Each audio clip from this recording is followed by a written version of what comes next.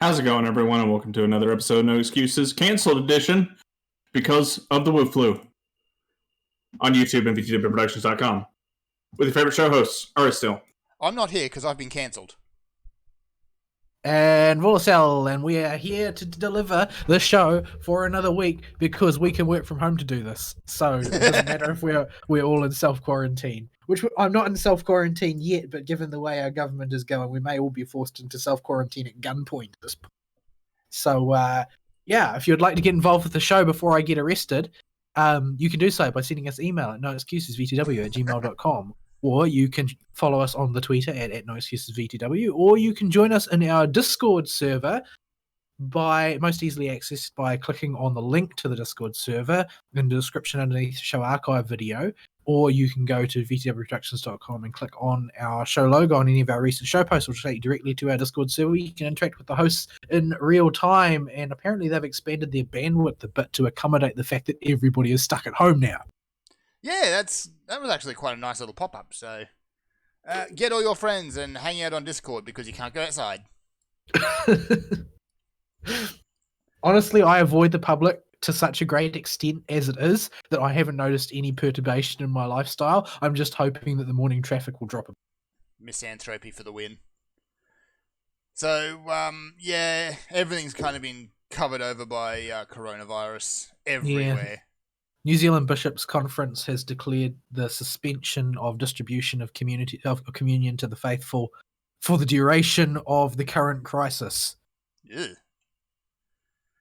Yeah, So, we've yeah. actually had 2 unconfirmed cases out here because, people and fly-in, fly-out workers, they just have to think that they're special. We've had a grand total of 6 confirmed cases in New Zealand, and there are people who claim that they've got it apparently, but there's been no proof of that. And a lot of people are almost subclinical to begin with, depending on how strong their immune system is. Oh yeah, the just looking around, it's like the Day of the Living Hypochondriacs out there. Oh, yeah. But we do get the fun of watching overweight women fight in supermarkets. So no, that's not fun. Nothing about that is fun. It's grotesque. Yes, it Not is. when you're at the supermarket. And But when you're not at the settle. supermarket. I just like to be able to buy toilet paper. Damn it! I just don't like Oh going to my the goodness. supermarket in general, so I try and keep it to like once a week if possible, although it usually ends up being twice. Yeah. But, I don't know. I feel like supermarkets almost always smell of sweaty people, and I don't like that. Ew. The But yeah. good supermarkets always smell of baked goods because that's what they want you to buy. The good supermarkets cost $3 more per item. This is true. Well, I should know. Like, I've moved to a new suburb, and unfortunately, the new suburb is bordered to the south by the CBD and bordered to the north by Mirrorvale, which is like the ultra snooty suburb. So there are 2 supermarkets within, like, say 15 minutes walk of where I live, and both of them are Fresh Choice. And Fresh Choice is like That sounds incredibly snooty. it's partway between a regular supermarket and a Whole Foods. So as far as- basically, it allows them to justify cranking the prices up by 10%. Yeah, it's functionally identical to any other supermarket, except everything costs slightly more. Yeah, that sounds about right. And baked goods cost twice as much, for some reason. Because people will pay for that sweet, delicious, fresh baked cookie. And the one that's in the Mirrorvale Mall is like, it's a place where you can tell that they spend an inordinate amount of time buffing the floor. Like, they want people to be able to eat off that. It's that snooty. Wow. Like, virtually every store in there that is not like, there's like a Whitcoulls or something, and the supermarket, and everything else is like a sort of upper mid or lower upper tier label clothing store Oh, that has almost nobody browsing in them, but look immaculate. yeah. The whole mall is like, Because they my don't let the goodness. peasantry in. Yeah, and like it's one of the few places in Christchurch where you literally see beggars outside because they know all the rich people are there. Jeez. So anyway, on the stream today, I'm playing a bit of House Flipper because I couldn't think of anything else. So I'm going to play a game where one of your primary activities is, tidying the house and mowing the lawn. That is the most boomer thing ever. I know, right? on a riding mower with a Diet Monster or whatever Oh, the heck no. they drink. This is an edge trimmer I get to use. I don't even have a proper mower. I don't think. You're gonna mow the lawn with an edge trimmer. Yeah, apparently. Is it something they do in Australia? I've seen Oh, people you do don't it. have grass. You don't have grass. What? Oh, he lives in a desert, so they probably don't have grass over there to mow. Yeah, we don't. We do at the moment because we've had some of this weird sky water. Oh, so you have to mow the sand. We've got weeds. If you don't mow the weeds, then suddenly you end up with thorns an inch long sticking in your foot. So yeah, deserts are fun. But yeah, so I've played this game on the stream before. There's not a whole lot really to say about it. It's take this house, which is either burnt out or occupied by, a meth lab at some point, and make it sellable. And that's the game. You just do that on loop. It's actually very relaxing. I mean, I would happily mow a virtual lawn. I just don't want to mow an actual lawn. Yeah, I was never a big fan of. Because outside there are flies. And there is heat. And there is also flies. Yeah, ever since I left home, I've avoided mowing the lawn wherever possible, and only been roped into it a couple of times. A friend of mine, a former flatmate of mine's girlfriend, once decided to mow the lawn for us, and she came in like on the border of heat stroke. Oh, that's fun. And we had a tiny lawn. It's just that in the summer here, mowing the lawn is not a great experience. No. Yeah. And you have a tame, New Zealand southern summer. Yeah, a mere 37 degrees. Which is quite comfortable, actually. For us, that's a really nice day. Yeah, Fern, most of us don't live in Death Valley. Yeah. Like, I am a fan of warmer climates over colder ones by far. But you take it a bit too far living in the desert. The literal desert. It is an actual desert. You live so desert that cactuses would be the native yard plant if you lived in the equivalent place in the U.S. Oh, yeah. Although there are a few people around the place who do grow succulents. Because, they're almost impossible to kill. So yeah, anyway, so that's the stream, and I don't want to do that in the actual housework, but I will happily do it in games because, I don't know, I'm weird. This is weird. Anyway, for my week, I haven't done too much, unfortunately. It's been a weird one. As usual, it seems to be drunk cowboys were involved in your week. Hello? Pickle? Fern? Pickle? If we lose Fern, does that mean we lose the stream? Sorry, random dog invasion. Oh, okay. Okay, he's still there, so the stream is still running then. The stream is still running. I'm keeping a very close eye on that number today. So right, where was I? Yeah, Drunk Cowboys happened completely without warning last night because, yeah, we got one of the new pubs under new management, and they thought it was a good idea to have a meet and greet with no security and no notification to the police. What could possibly go wrong? Yeah, I'm surprised nothing ended up on fire. Well, I'm perfectly behind the Cowboys' right to get wasted with their buddies after a rodeo. I'm not. When they get a new pub open up. If it was up to me, that would be punishable by death. It's a thing where somebody's got to drive them home. Always do your drunk cowboying responsibly, folks. Yeah, don't be a drunk cowboy. And don't listen to any of Octail's advice on the matter. Yeah. Get a designated cowboy driver. Yeah, to drive a designated someone who's lined their car with rubber sheets.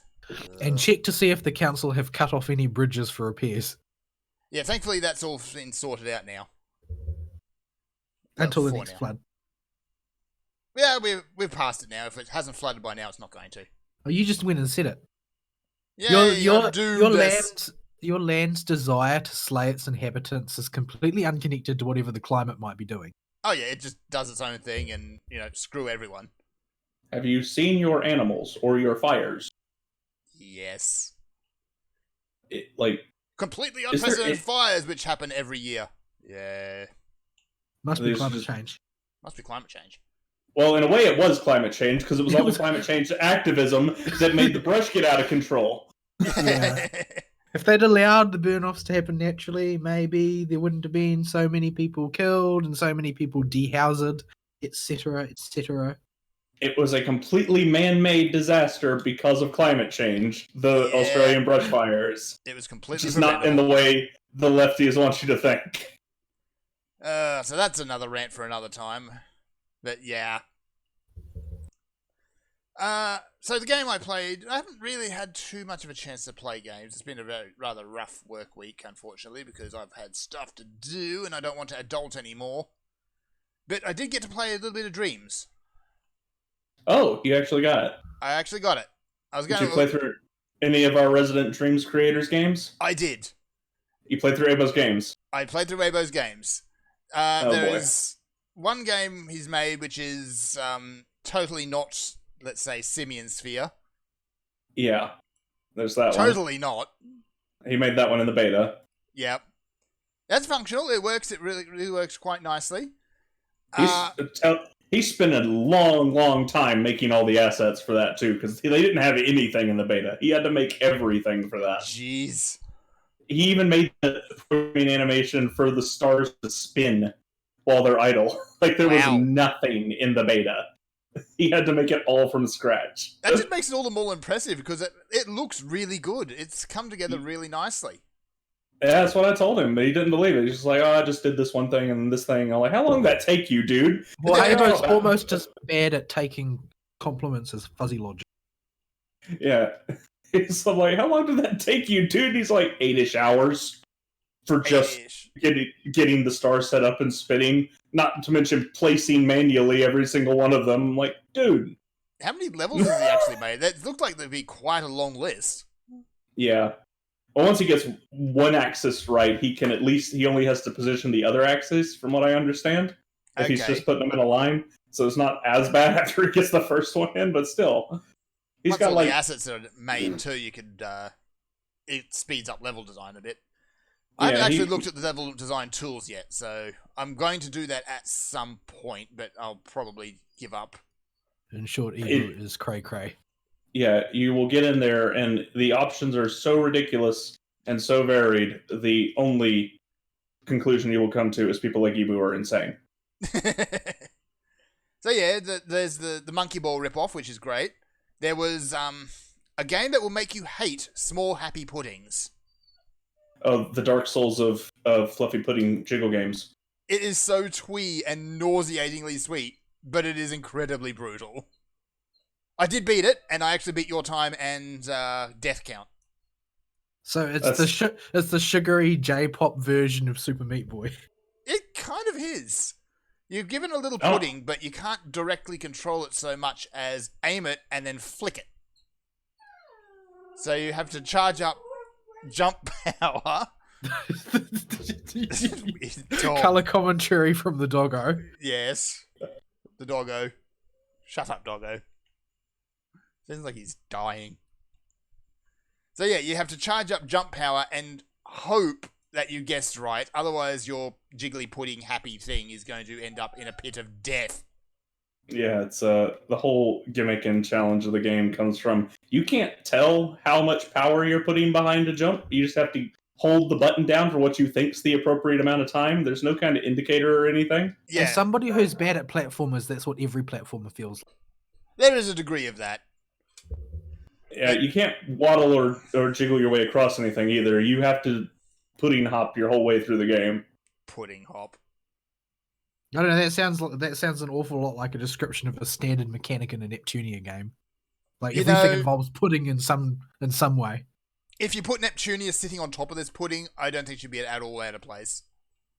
Like that, deploying pudding is a standard maneuver in Super Neptunia RPG. Like that's how you reach high places. Is you deploy a pudding and you jump off of the top of it.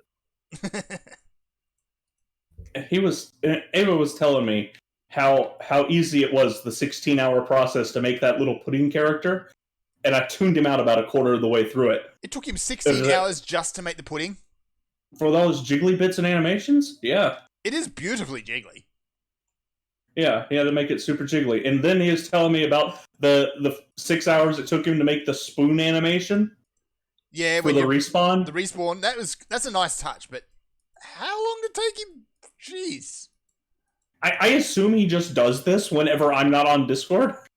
So Talking to him when he has Listen, free time. It's a mystery what happens with Ibu when he's not in contact with someone. Like he's sort of a Schrodinger's box type of situation. Like when nobody is observing him, anything could happen. yeah. Honestly, just seeing projects like that and seeing what goes into it, I'm having to conclude that most game developers are completely crazy. Well, that's an artist thing in general. True. I think artists are bonkers, and the only thing you need to do if you have any doubts that this is the case is spend any amount of time with an artist, especially someone who self-identifies as. They're completely off their rocker. Yeah. So I'm going to have to dip my toes into the character, into the design tools at some point, just so I can get a full understanding of what's going on there. I don't think it's going to be a quick process, that one. Yeah, the only level I've been able to successfully make after 3 hours of work is you are a cat with a basic attack button that makes the pod swipe in a very badly animated swipe motion. And I stole the cat model, so I didn't even have to build that. And it walks forward in a little grass plane to find the star that I stole from Ibu. Okay, just go find Ibu Star in this featureless plane. Oh, it's got grass on the ground that I stole from somebody else. Yeah. Like, I've got a few ideas for games I'd like to make, most of which are going to be way too complicated for someone with absolutely minimal game development experience. So basically, Ari's in training to join the Chinese video games industry, where asset theft is a way of life. Well, It's that's the whole just point the of thing. Dreams. Yeah. Dreams is built on this concept. Training people for the Chinese mobile games industry. It's not theft Yeah. because it's all sharing. It's creativity. Yeah, Incidentally, that's what a communist would say. Yeah. Incidentally, the opening movie was nauseating.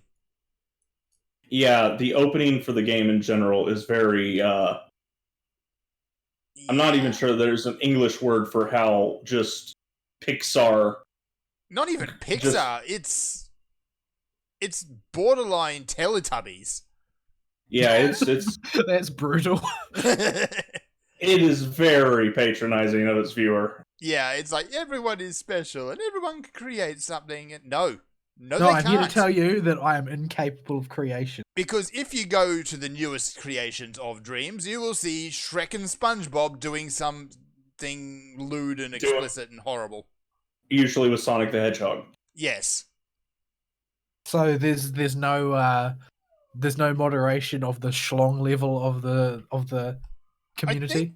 I think there's supposed to be, but somehow all this really bizarre stuff makes it through. The explicit crap usually Oh, gets taken down after a day or two, but if it's not sexually explicit, they don't seem to care that much. Yeah, it can be as weird as you want, as long as it doesn't cross that line. So it can be wholly implicit, and that will be perfectly fine. I As think long to as a you point. as long as you don't show a dongus going into a hoo-hoo, I think you're okay. Oh wait, that's awfully regressive of me, I suppose. I suppose you can stick the dongus in anything you want now. No, Or you something. can't. Please Keep don't. it to yourself. No, want to know what you do with your dongus. Keep it holstered. So yeah, I've had a look at some other people's things. Like, there's the top recommended one is a walking simulator. It's like, find the treasure. Okay, there's no treasure. Yeah, there's a whole lot of just artsy crap in there like that. That Yeah, like, it's pretty. It's very pretty. but it it's a has walking simulator. attracted. One of the subgroups this game has definitely attracted is that group that has no idea what a video game is but thinks they do. Yay! And they're really just starving artists that are looking for any outlet for their art. Yep. This doggo wants attention. Hello, doggo.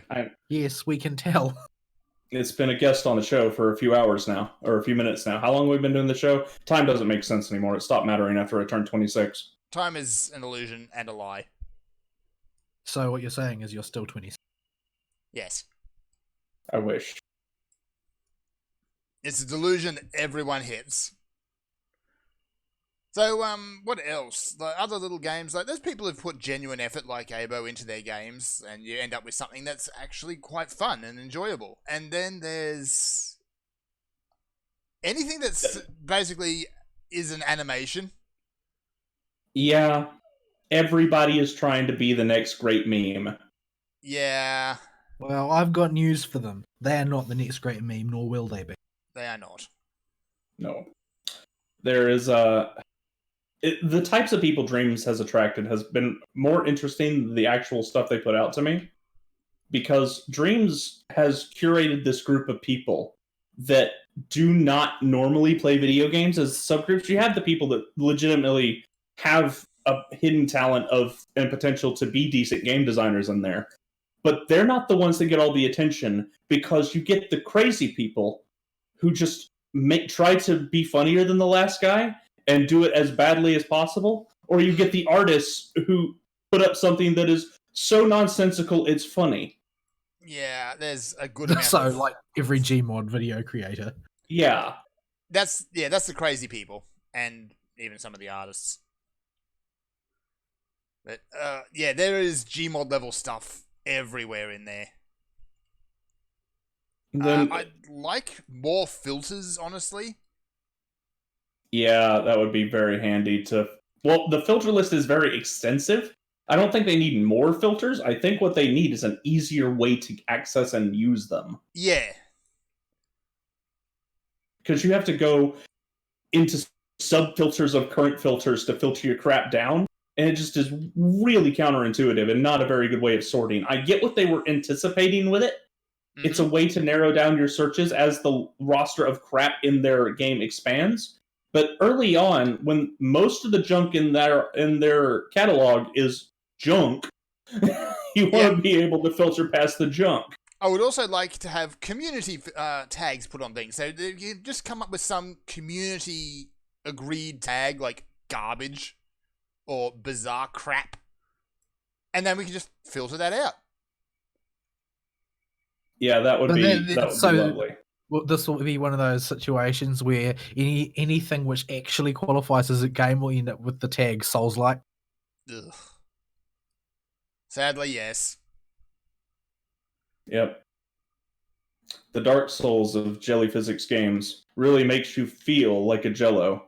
8.5 out of 10, IGN. I did find this game that actually called itself the Dark Souls of platforming, and the edge on this thing. Like, but doesn't that game already exist like 6 times over on Steam? Yes. Somebody made a Devil May Cry ripoff that's called Fedora May Cry. Oh, it's all about the hat? That is just the Faust hat with a sword and gun hovering around it. I need to play this right now. It's really bad. It's really janky animated and was made as a joke. Yeah. That sort of thing could only be made as a joke. Yeah, you get that kind of crap in Dreams too. Yeah. It's an interesting thing. It is an interesting thing, and it's kind of interesting to see what happens when you just give everyone the tools and sit back and see what happens. Unfortunately, you can't sit back forever, because inevitably what happens is you end up with, Shrek and SpongeBob do a thing. I would rather they didn't do anything, actually. At that point, you need to start slapping people's hands away. Well, I think the people that are making... Shrek? Why does Shrek end up as ground zero for all these horrible things? I have no idea. There's some bizarre occult magnetism between game modders and creators and Shrek. I don't know. There's something going on there, and it's weird and completely bizarre. There's just something about Shrek's design, I guess, that just makes him automatically funny. I guess. Like, he looks funny. I guess. I mean, he looks like Shrek. He looks like Shrek. And All-Star did not debut in his movie. No. Yes, Aristeel, we know. I just got to make sure the world knows again for like the 800th time. You're like the Digimon evangelist. Wow. Is that going to be a thing now? Please no. Is that a character? That's probably already a character. I don't think there is a Protestantimon anywhere, but we can try. Yet. I mean, Edamon kind of fills that role. No, he's Elvis Mod. He is Elvis Mod also. I mean, I guess Elvis did save Shiro in the Dresden Files, so Yeah, that's a thing. that was a thing. Or an Elvis impersonator did. So Edamon saved Shiro from the Dresden Files. So yeah, that's my week. I'm gonna have to dig more into Dreams, but thing is, Miracle, Media Molecule has created a system where they've put together all these tools and knocked off for lunch. That's it. They've made a few levels and things on their own, but by and large, they're just sitting back and letting people do whatever they want. That's more or less how Media Molecule makes quote games. Yeah, but Yeah, Little Big Planet actually had a game before it. well, there is the Media Molecule sponsored quote campaign unquote quote story mode unquote that is just more that twee garbage that acts as the proper campaign. How is there a story mode? It is just a bunch of levels strung together with a relatively, glued together narrative that doesn't make any sense, and it's just a whole lot of Teletubbies twee. Does it get any less patronizing? I don't know, I didn't play it. Right. I just know it exists because Abo told me about it. Are there Chivos in this game? Yes, for that one campaign is where you can get most of them. So I'm astonished that you didn't play it. Oh, if I ever sat down and got serious into the game, I would probably consider playing it. Yeah. But yeah, the effort that's required to get the absolute maximum out of this game is going to be a lot. I actually love the audio feature for editing in this game. As far as a console, game maker goes, I haven't seen one that has enough tools that somebody that understands audio could actually make use of the dumb thing. Huh. But at the same time being accessible to normies. Well, okay. Relative normies. I say normies, I mean people insane enough to try and make a video game, but and sit down and learn how the system works, but have no knowledge of music. In a way, I guess I wish that this whole thing was a bit more pervasive, because then it might act as a lightning rod for people who think that they have a destiny to be a game creator, but have never actually attempted to do it. I mean, it's a good way to give these people an opportunity to see if they've got what it takes. Pro tip, you probably don't. Pro tip, yeah, probably don't. Like, I mean, we'll get your ABOs occasionally, but those are rare. Yeah. On the other hand, yeah, someone might pick it up and discover that they've actually got a knack for it. ABO will still tell you he doesn't, even though he clearly does.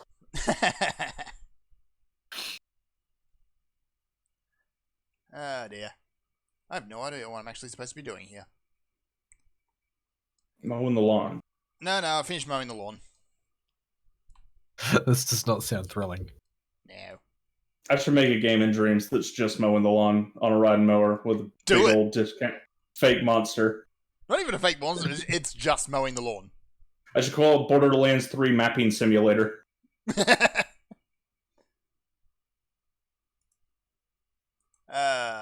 So yeah, I'm going to leave it at that for that. I don't know.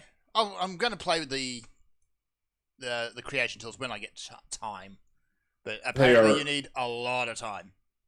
They're incredibly complicated. And don't ask me for help, because my answer will be go ask Abo.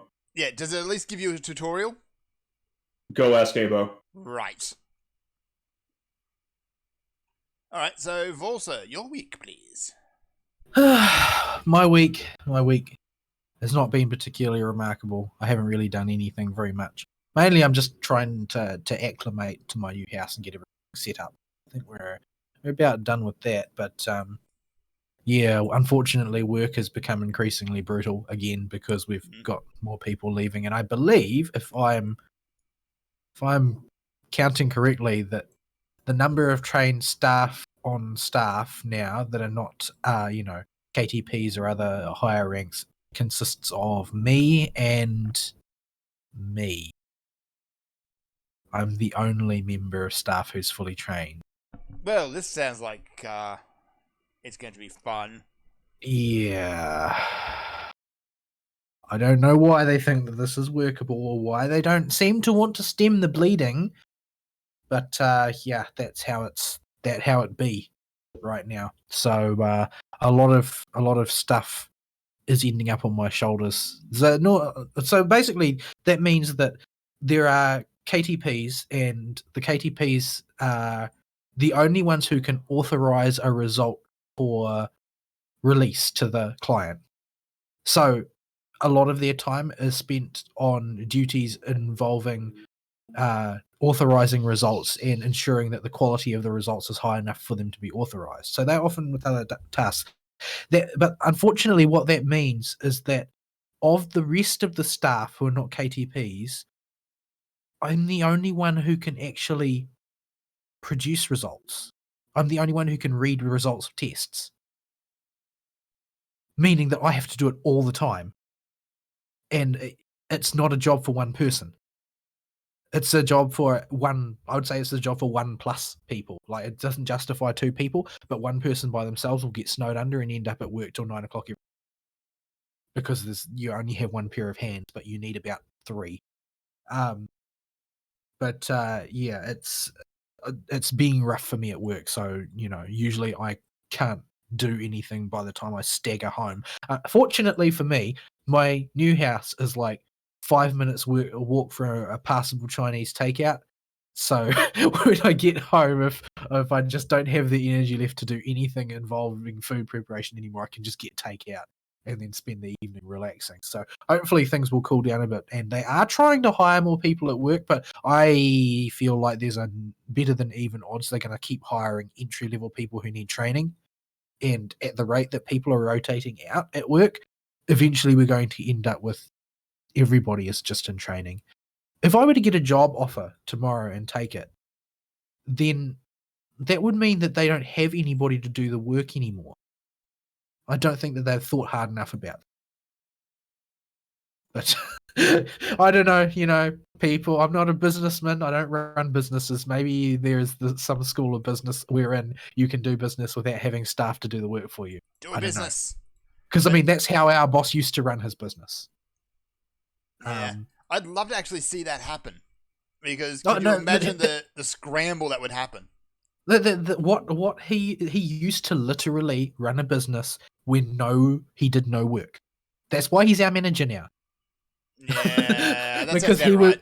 he was loyal. Basically the boss, the new boss, when we got bought out by Wellington and became a satellite of theirs. They previously had a satellite in Rolleston where we were that shared a building with us, and our new manager, our current manager, was the manager of that satellite, but that satellite was concerned primarily with water testing, and so our current boss's job as the manager of that satellite was he would get his sampler guy, James, to go out and take samples for clients, and then he would outsource all of the work once those samples were in to our lab. So he had a job which involved redirecting all of the work that came into us and then reporting the results that we produced to client. Oh, so he did actually nothing. Yeah. No laboratory work involved. By an email. He ran a laboratory where no laboratory was involved and no laboratory work took place because it was all outsourced to us. But because, he was loyal to the right person, so he got made our manager. We're in a situation where we're rapidly devolving to the point where we're running out of people who can do the work. Yay. But, yeah, them's the breaks. At any rate, I hope that I get another job soon. But I haven't had much fortune.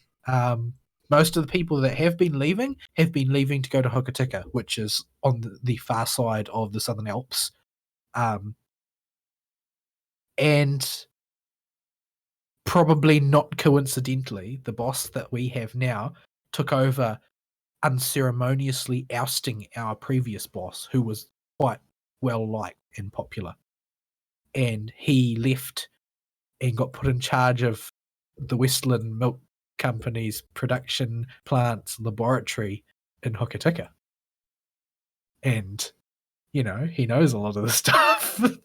And he's just basically getting his terrible revenge by hiring the entire staff that we have. It does sound like he's going through and just picking people off one by one. Yeah, there's that, I think we've had 3 or 4 people have gone to him now over the course of the last 12 months. Fun. The others just get tired of shenaniganery at your job. Yeah, other people just leave because, in some cases, they leave because they simply can't hack the pace anymore. Because as people leave, the work gets intense while they try and replace somebody. And they burn out in the time that it takes for them to find somebody, and then they leave. So the people that stay end up in this perpetual state of trying to pick up the pieces while they hire somebody else. Mm-hmm. And then they burn out, and then another person needs to be hired. And basically it ends up being a case of attrition, and people wear out. And unfortunately, I am now at the apex of this process where everything is liable to come down on my shoulders at this point. Which is why I want to get out from under it. No good happens. No good comes of pyramids falling from the sky. Except demons die and you get hearts. Anyway, so I haven't had any time to play video games this week at all since I get home, and I'm like, I better go to bed early because I have to drive to work in the morning, and I'm not an experienced driver. Rush hour traffic isn't. Where I'm living now, the traffic is substantially worse than where I was living before in the morning. You get stuck in a queue twice at my old place. Now, most of the journey is getting stuck in queues. But fortunately, because I work outside Christchurch, by the time I get back to the city in the evening, the evening rush is over. So the drive home tends to actually be fairly relaxing, which is good because I need it to be relaxing. But yeah, I'm generally exhausted by the time I get home, so I haven't been playing many video games. But to my deep chagrin, FGO decided to launch this week the Saber Wars rerun, which Camelot is clearly a silly place. It's a very silly story, but unfortunately, at the exact same time, the Azure Lane game launched the Solomon Ranger rerun event, which is upsetting because it means I'm trying to play 2 gachas at once. Thankfully, the Solomon Ranger event is a relatively small scale one. It's not one which requires you to devote a humongous amount of time to it, comparatively speaking. So hopefully I'll be able to knock that one off relatively quickly when I've got time. Unfortunately, Saber Wars is exceptionally grindy, and Saber class is probably my weakest roster. It's been bolstered substantially by me deciding to use my free 4-star ticket on Old Man Sitting EX, as opposed to spending it on a waifu, which is what I would rather have done. But it's really been paying off for me since I added him to my roster, because it gives me a reasonably strong single target Saber, which is something I just didn't have before. But now I've got somebody who can actually clear out a boss. But yeah, that event is pretty grindy, and it's going to take me a while to get through it. I think you need to grind out 2 million points from the event. The points being Altrium, which is basically a magical unobtainium type material, which happens to occur in nature in the shape of an ahoge. So, Okay. yeah, so you fight all the regular monsters that you fight throughout the game, except all of these have an enormous ahoge attached to the top of their head. When I poked at the event, some of the enemy models didn't have one. Yeah, in some the don't. game. Some don't, and some do. Ones that do have them will drop the material. Oh, I do remember now, and they looked ridiculous. They do look ridiculous. Especially things like the demons, they're supposed to look really big and menacing. Horns and bat wings and so on, except that now they've got this big blonde ahoge sticking out the front of their forehead. My favorite is the wyverns. Yeah. Yeah, so it's a very, very silly event, as befits anything involving the quote-unquote servant universe, which is where Mysterious Heroine X and X Alter and XX and all those other ones are from. There's a So lot of X's. just wait till we get one more, and then FGO has to leave Reddit. Yeah, I'm surprised that they haven't had to leave Reddit already. You have some dude there that posts moderate quality artwork every night, called Late Night Posts, as the top post every single day on the FGO Reddit. That is just as close to explicit as you can get, without getting banned, of the FGO girls.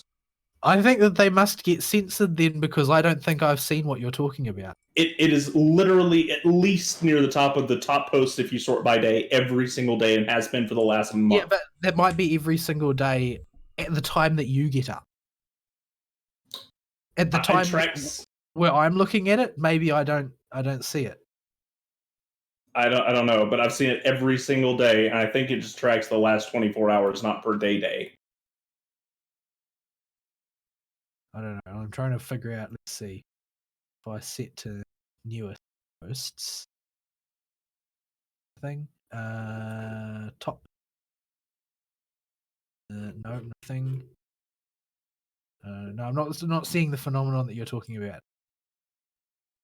whether fortunately or unfortunately. But yeah. Anyway, what else did I do? I read the next 2 books of Konosuba, volumes 9 and 10. Honestly, the writing is starting to sag a little bit. I feel like they've done the author's done all their best ideas, and at the moment things are sort of in a treading water situation. It's feeling increasingly Monster of the Week in style. I don't know. I'm not quite sure where they need to go. I think that what they really need is a substantial crisis, because at this point, it's becoming routine for them to solve crises through being incredibly silly. Yeah. And that's sort of getting old hat at this point. Like, the book 9 is basically boils down to taking out another of the Demon King's generals. And at this point, they're starting to look the Demon King's generals are starting to look rather silly, because they're getting constantly whomped by this same NEET with no skills to speak of. And a trio of complete morons. Yeah, although Aqua sort of slips under the radar and goes unnoticed in the course of that book, because they think that she's a stonemason. What? Because it turns out that she is actually she may be the goddess of water, but what she's actually good at is manual skills with her hands. Okay. And it turns out she's incredibly good at construction and craft and that sort of thing. Right. She doesn't really seem to realize just how good she is at either. She's really good at breaking things. She's good at breaking things, yeah, but when she's actually trying to construct something, she sort of developed a localized reputation in the 9th book as like a genius at building siege works and walls and stuff. Right. Apparently derived from what she learned during her time where she and Kazuma were making ends meet by doing day laborer work at the very start of the story. Okay. Is that the latest episode of Isekai Quartet actually pointed out that, yes, Aqua is a tsundere, apparently. I just never made that connection. I'm not sure she is. I think she's just an idiot. She is an idiot, and that's why I didn't make the connection, but I guess it fits. No, I've never seen her behave in any way that I would consider tsundere at all. Because she just acts stupid all the time. She is stupid. Like, she whines and moans about everything. She isn't like being nasty or dishonest or anything like that at any point. She's not. She doesn't have a soft and squishy side either. She's just the only people she cares about are her followers in the Axis Church. Yes, even then, kind of only sort of. Woe betide anybody who says anything mean about them. My goodness. The claws really come out in the past couple books from people saying mean things about the Axis Church. But yeah, the 10th book, on the other hand, is sort of like, it's the second part of the story of Kazuma's interactions with the princess of the kingdom where they're based. Iris, who he has managed to convince into seeing him as a big brother figure of sorts because he wanted a little sister. And that story is basically the princess has to go on a diplomatic mission to basically beg from another kingdom for the finances to launch an offensive against the Demon King because they can't maintain a posture of defense the entire time and expect to outlast them. And so she's off to this other kingdom, the prince of which she has been betrothed to since she was young. And so Kazuma, of course, is going along with the absolute intention of ruining the betrothal as much as possible, while also ending up looking heroic for his little sister figure. Because he doesn't want anyone taking his little sister away. So, but yeah, it's a very strange story compared to the others. But in the end, they end up defeating the minions of the Demon King, etc., etc. It's a bit of a beat story, a bit of an interlude story. It feels almost like filler, which isn't to say that I didn't enjoy reading it, but it just feels inconsequential. And the last thing you really need in a light novel series is for an entire book to feel inconsequential. Ugh. And it feels like, because I collect quite a few light novel series at this point, and it feels like all of them at about volume 10 at this point so far, that they will have lost steam and you'll end up with a book or two or a story arc which feels like it doesn't really matter one way or another. And so this is something that I've noticed for a lot of things. Like Log Horizon, volume 10 or so, is focused mainly on Krusty and his recovery when he's found himself on the Chinese server.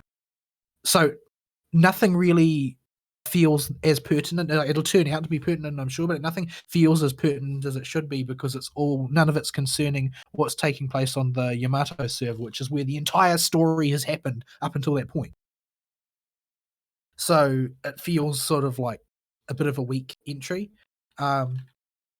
Irregular Magic High School had the same thing. They had something that was trumped up to be a big threat, but it turned out to be something that just got whomped in the end.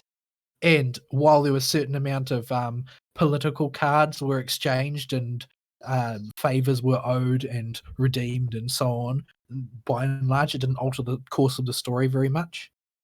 So it just seems like there's this sort of volume 10 point at which light novels sort of lose steam, and whether or not they can kick off a new story arc that matters is what will decide, whether going forward there's a future for that franchise.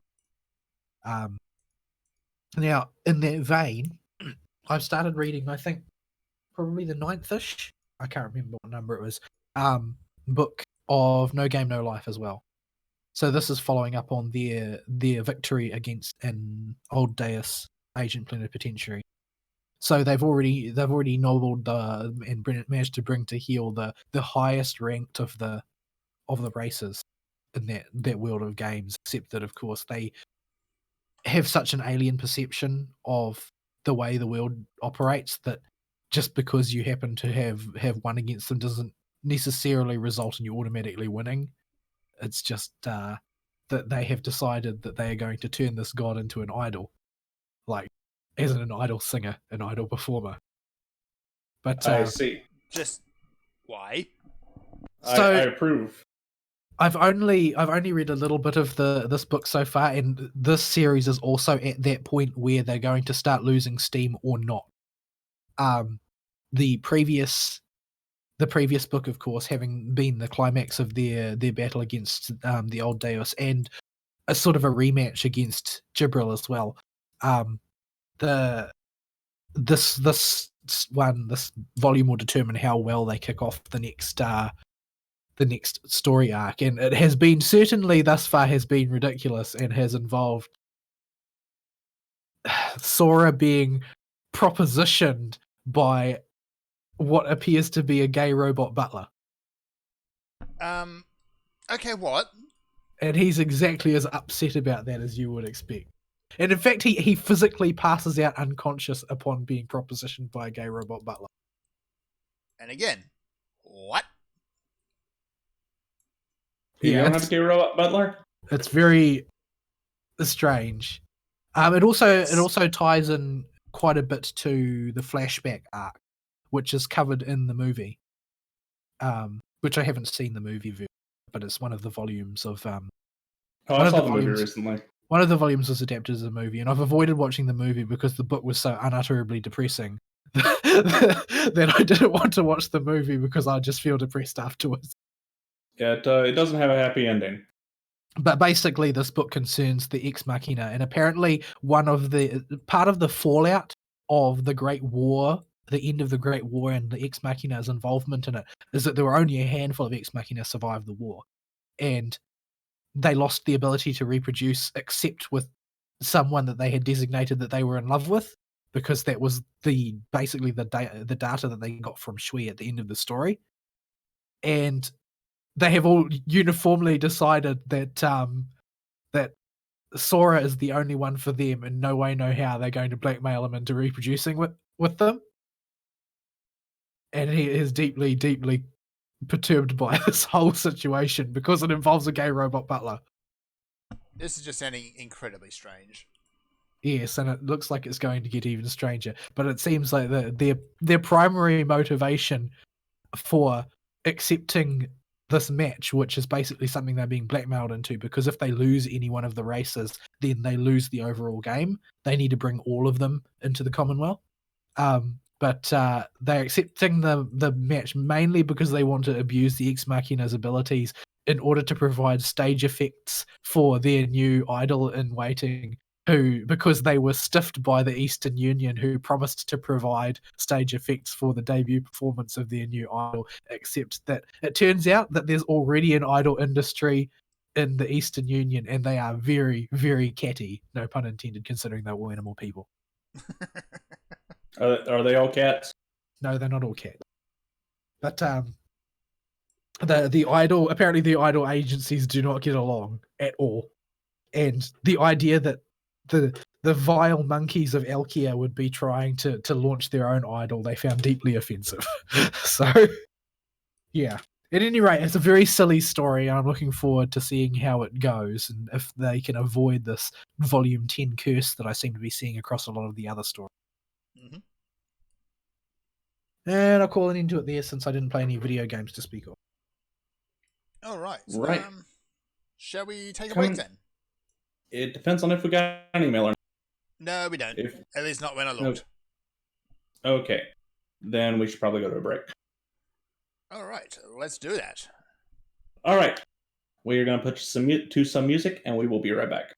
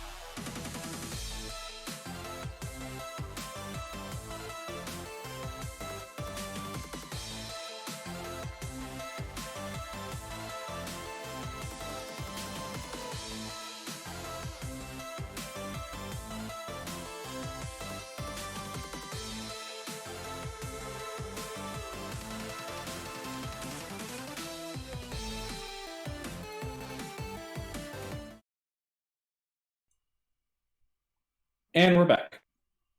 Yes. So, we were talking about No Game No Life with Fall, and I think you finished, but I'm not sure. Yeah, I'm more.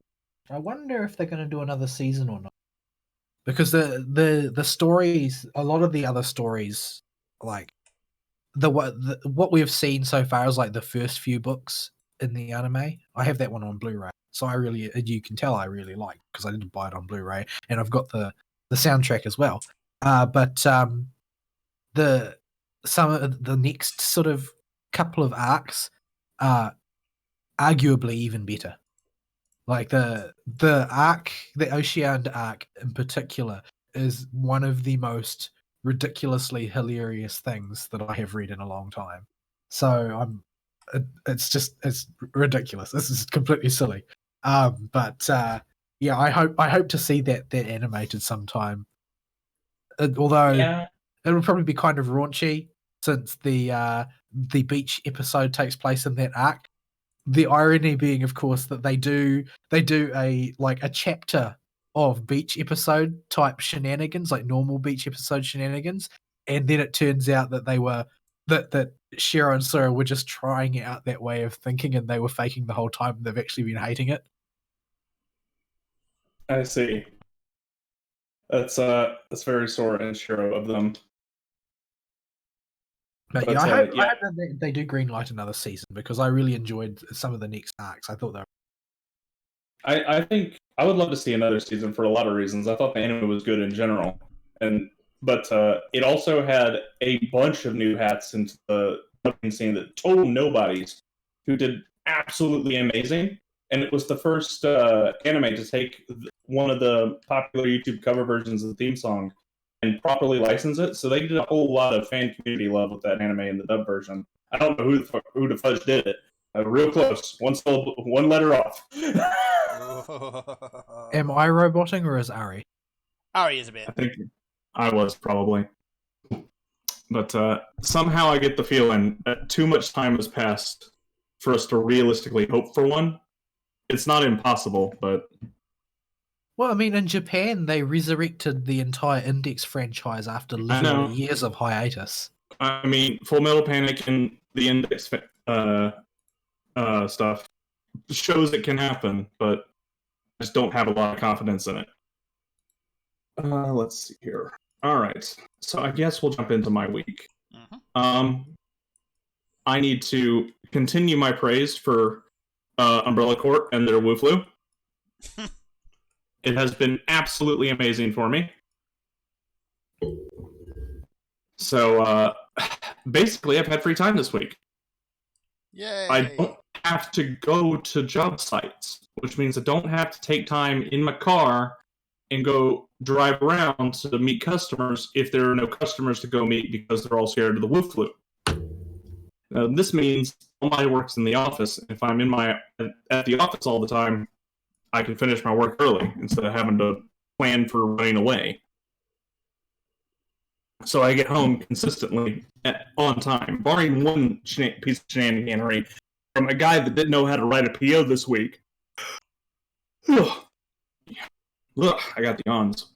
But barring one piece of shenaniganery like that, everything else at work was fairly normal. Just getting ready for taxes, and I'm almost done for the big federal taxes. I just need to break out the charges on the individual company cards, and we're all set for those. So work's been pretty good with the flu here to stop me from having to leave. Bruh, who in your house is torrenting? Seriously? Yeah, you're lagging something awful. You asked a very good question. 1 second. Let's make sure everything is closed on my end. Make sure no devices are trying to device. What the heck? You sound like a Vocaloid, bro. I know, I can see the red line. Of course this happens during my week. Of course. That's just how these things go. And you weren't doing this before the show either. Yeah, you were fine before the show. I think my mother or my sister started something. I'll have to leave to go deal with this. Entertain them for 5 minutes. Entertain? We don't do entertainment. Yeah, we just bring suffering and woe into. Yeah, exactly. So, yeah. Internets don't like Netflix. Yeah, funny how there were the idea of something like Stadia had no possible problems with Oh, it. yeah, it's totally going to work on this. I've heard that they've just been like ever since it came out and they hit the wall immediately. It's just been a case of them constantly getting it being revealed more and more things that were either idiotic or dishonest that they did Yeah. in the process. I heard recently that there was something that they had done which was just straight up false advertising. They Okay. they had no they had no evidence that they could get the performance that they wanted for certain things, that they sort of just sold it as being able to perform and they couldn't. But Oh, that's the whole reverse latency thing. I don't know because it doesn't make sense. No, it's nonsense. It means absolutely nothing. It's just buzzwords to try and sell consoles on a fake premise. Yeah, but it's not. That whole thing was dumb. Like, and it's deeply frustrating that the only pretender to that throne that has looked like they might actually be useful is the GeForce Now one, which is being completely destroyed by companies that don't like the fact that it's too pro-consumer. Yeah. So, oh yay, we're gonna have all these games on it. Oh wait, they've all pulled out. Yeah, I'm really sad about that because that was a streaming service, the only streaming service that I've seen that I could genuinely see myself using.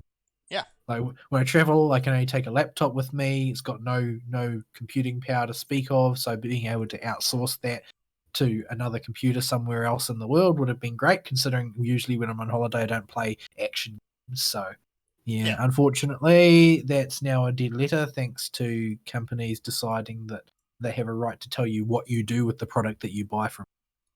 Yeah. Like I'm kind of looking forward to the Microsoft one. It's sounding great. I'm just waiting for the other shoe to drop on it.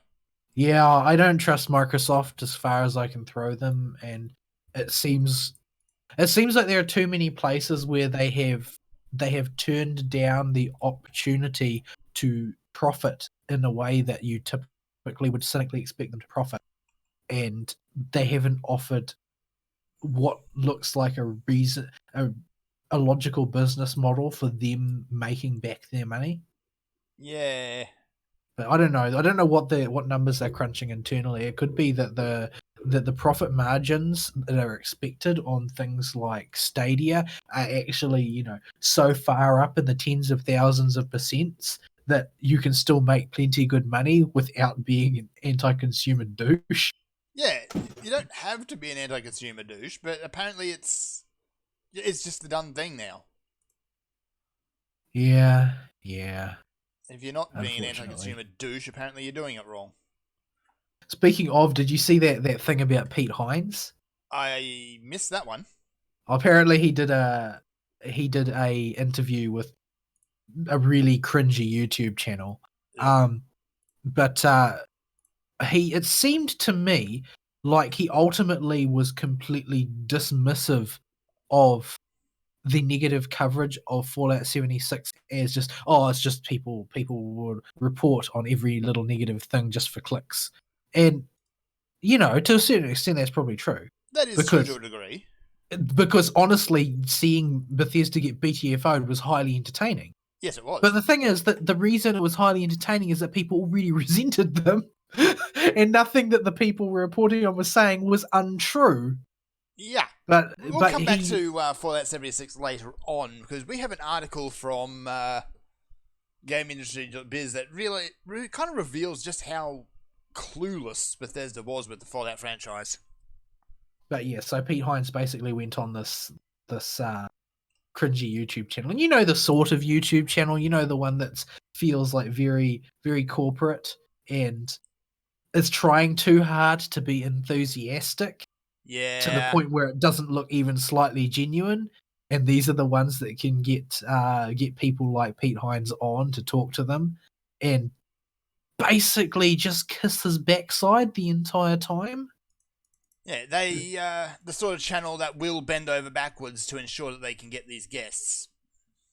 Yeah, and that the guests have to the host has to promise not to say anything that makes the guest feel too uncomfortable. Yeah. You know, such as requesting any form of truth. Or asking any sort of pointed question. Yeah. Yeah, But, it's been a while since we've had a good rag on Bethesda, so I'm looking forward to this later. There is no chance that they won't continue to feed us more opportunity because you know they've got a lot of stuff in the works. Like the thing is like, what are the actual odds that they won't try and make Starfield in the Creation Engine? Pretty low, I think. I think they've already started to build it in Creation. Like, I think that they need to put Creation. They need to sunset the Creation Engine, and they can use the core concepts, but they need to rebuild a lot of their fundamental engine software. Yeah, they should have done that 3 games ago. Like they have stretched it too far at this point. And attempting to build things on top of the Creation Engine, which it was not built to do, is part of one of the many things which resulted in Fallout 76 being such a flop. Is one of the things that resulted in the widespread disappointment in Fallout 4. Mm-hmm. And it was already quite clearly beginning to show its age in Skyrim. Because Skyrim was such a lavishly realized world in terms of seamlessness, scope and content and so forth, like people were willing to let it away with the issues that it had. But building something radically different like Starfield on top of it, they are asking trouble. But I just don't see them recognizing that what they've done has been bad, because they've been propped up so much by the modding community over the course of time. Like, I don't think that they genuinely appreciate the extent to which the success of Skyrim is not their fault. Yeah, sure, it's true that they provided the arena for that success to take place, but it's the creativity of the community which made it a success. Yeah, people aren't ragging on Fallout 4 because the modding is in there still. And you can go in and just mod anything you want. And you need to, if you want a game that's worth playing. One of the big problems of Fallout 76 is when you can't go in and install mods and things, every single one of those flaws of the Creation Engine is laid bare. Except that you probably can, because their security is so bad. Well, yes, people have. And the thing is, they're also talking about Pickle. Pickle? You're back? Okay.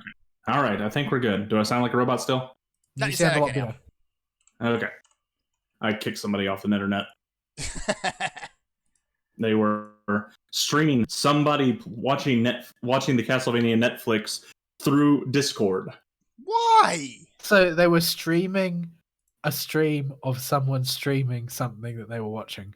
Yeah, and they were all talking in Discord about it. And now I have a headache. Why would you do that? We must go deeper.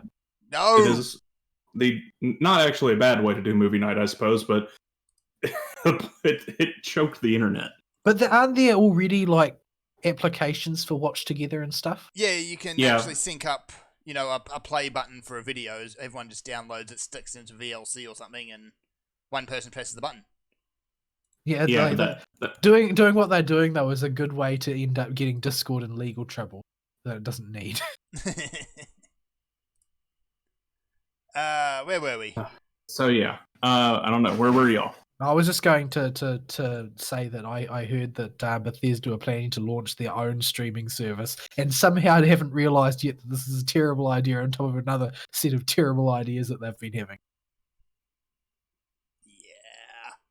So yeah, we'll come back to Bethesda's terrible ideas later on. Yeah, I'm sure that they will not ever stop supplying us with them. Although Capcom pulled their head in, so... I mean, it's not impossible. Capcom went really dumb, but they didn't go even as dumb as good old Bethesda has been. Yeah, Bethesda's gone full dumbness. All right. Before my internet dies, you should blast through my week, because I actually have some games to talk about people are interested in. Do the thing. Alrighty then. So the first one is Ori and the Will of the Wisps. Mm-hmm. So I finished my first playthrough of this game. I had a lot of free time this week. So I managed to get through the whole game before the end of the week. Managed to go through the game and collect everything. So how long did that take you, roughly? About 16-ish hours. That's not bad. For somebody experienced in the subgenre. And as a video game, it's really good. It's really pretty. The abilities are really well thought out. They've clearly made a whole lot of improvements from the way they've from the feedback they got from Ori 1. There are proper boss fights now. Combat has been overhauled to, instead of being a passive thing that just kind of happens while you're doing the platforming, combat is integrated into the game now. It's not as smooth as something like Hollow Knight, but it's way better than it was in Ori 1. I think setting the bar at Hollow Knight might be setting the bar a bit high. Yeah. But it was really functional. And the way that they switch it up from having an automatically aimed a little ball of light that follows you around, you tap the attack button and it shoots out homing balls of light as your only attack in the first game.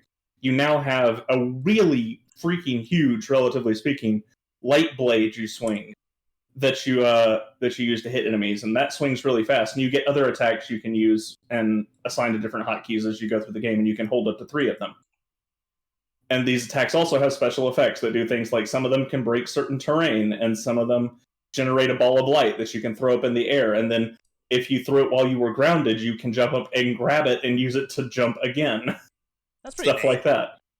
So they use this really creatively to make a whole lot of fun and interesting platforming challenges. And in general, the game as a video game is totally worth your money. Don't buy it right now, though. The PC version in particular is really, really bad. It has bugs all over the place. And not little bugs. We're talking 2.5 hours before you even start the game just to get most of the stuff working levels of bugs fixed. Ouch. 1 second, I have people coming through the...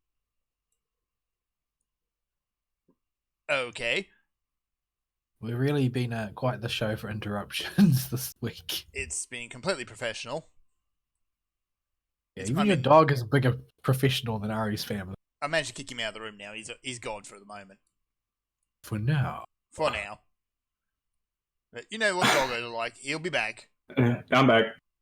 Oh, there we go. You're not a doggo. No, woof. There you go. No, it was somebody was asking me where cookies came from. I forgot I had deposited them for the family because when I was going through Chick-fil-A, I donated $1 to the March of Dimes, and they gave you a little bag. They gave you a little box of these nasty-looking cookies. And now I'm thinking of those McDonald's cookies. Yeah. Sufficiently nasty that you're willing to donate them freely to your family.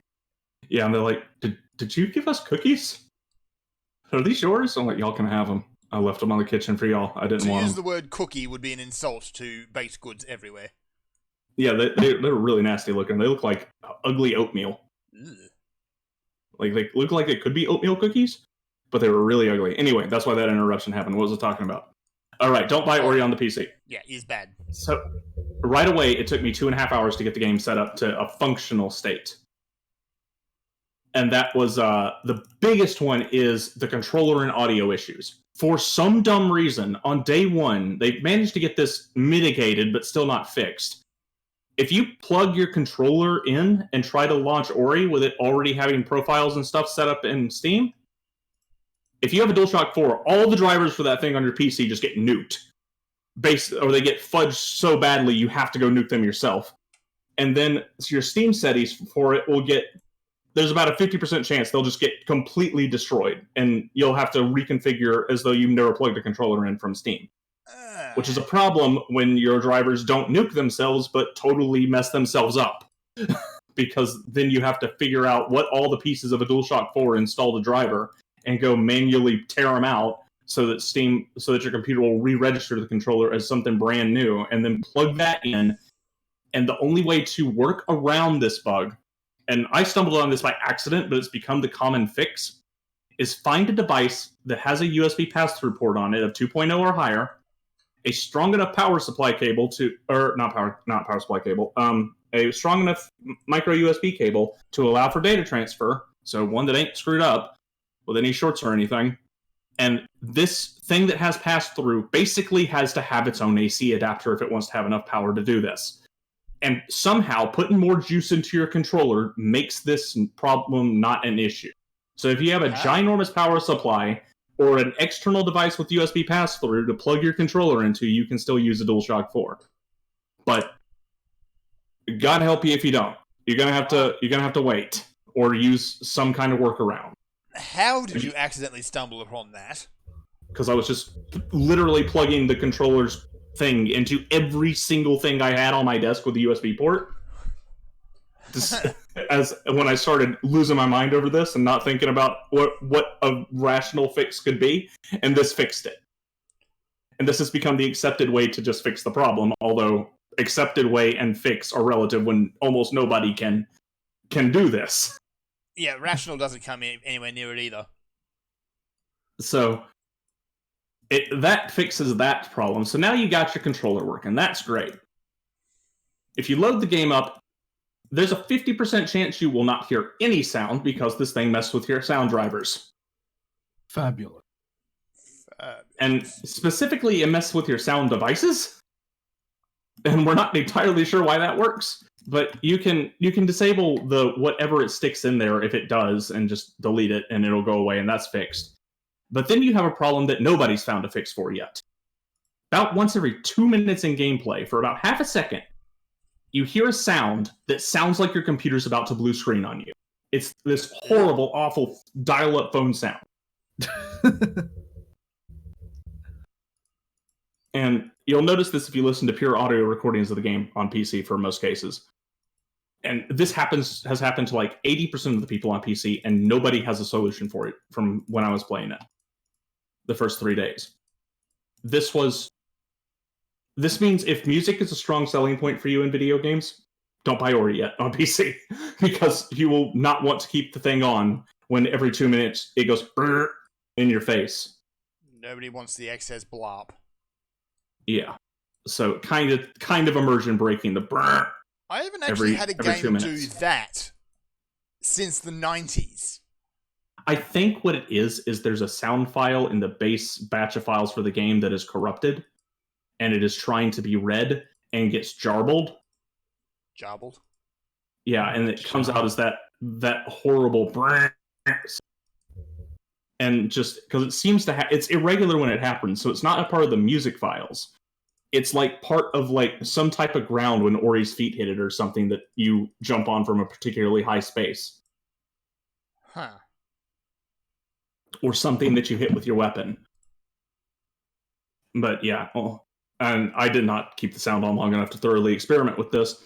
But clearly some file is at least corrupted, if not missing, or more than one maybe. Who knows? And that's what's causing the issue, but that is not something you can fix on your end, so you gotta, if you play with the sound on PC, you gotta live with a brr. Ugh. Some people have said they got lucky and they don't have this bug. I had this bug. So I turned on what we saw for the Apollo 11 documentary series instead.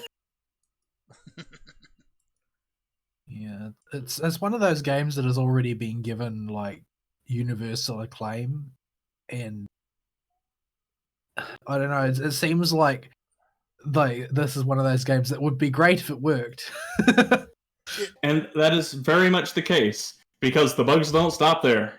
Oh boy. Yeah. The in-game controller remapping function on PC for any controller you're using except a base Xbox One controller doesn't work. Has no clue what the heck your controller is and will not let you remap anything. Good grief. If you go in there, it will soft lock the game. And the only way to get out of it is to do a very specific bit of menu cancel jiggling to overlay menus on top of each other to reset you back to the base game, which sometimes has the accidental benefit of making you invincible.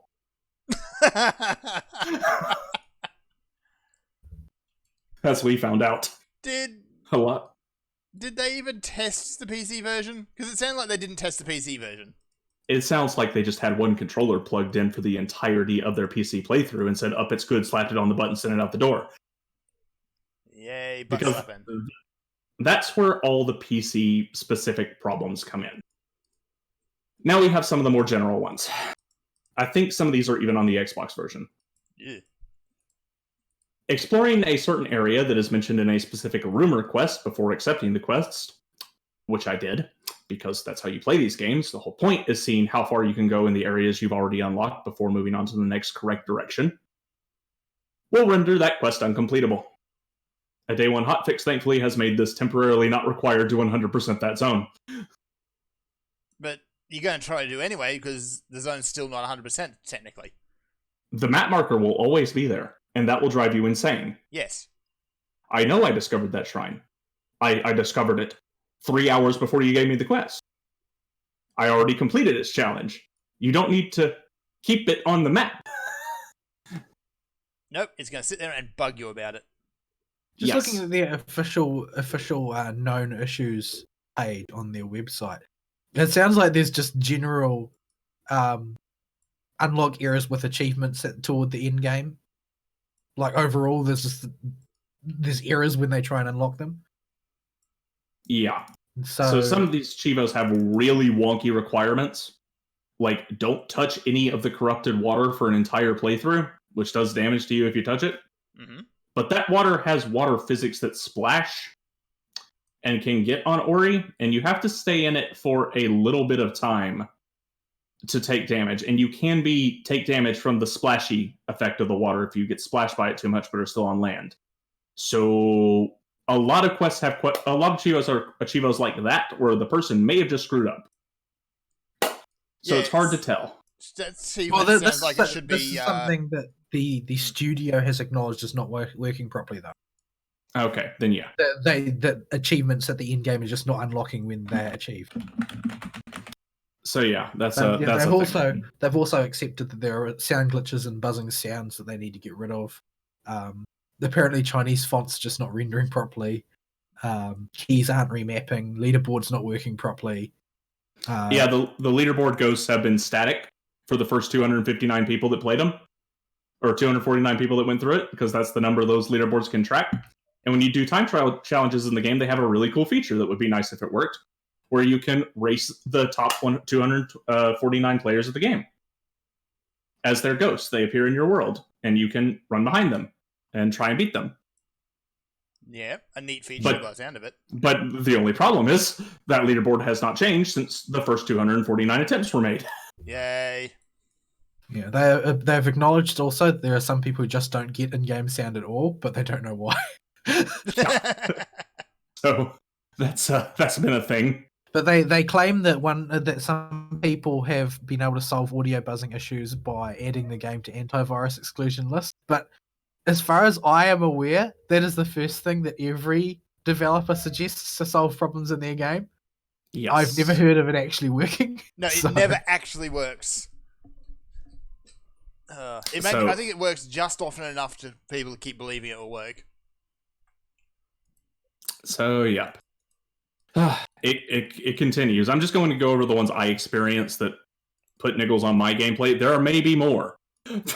So Great.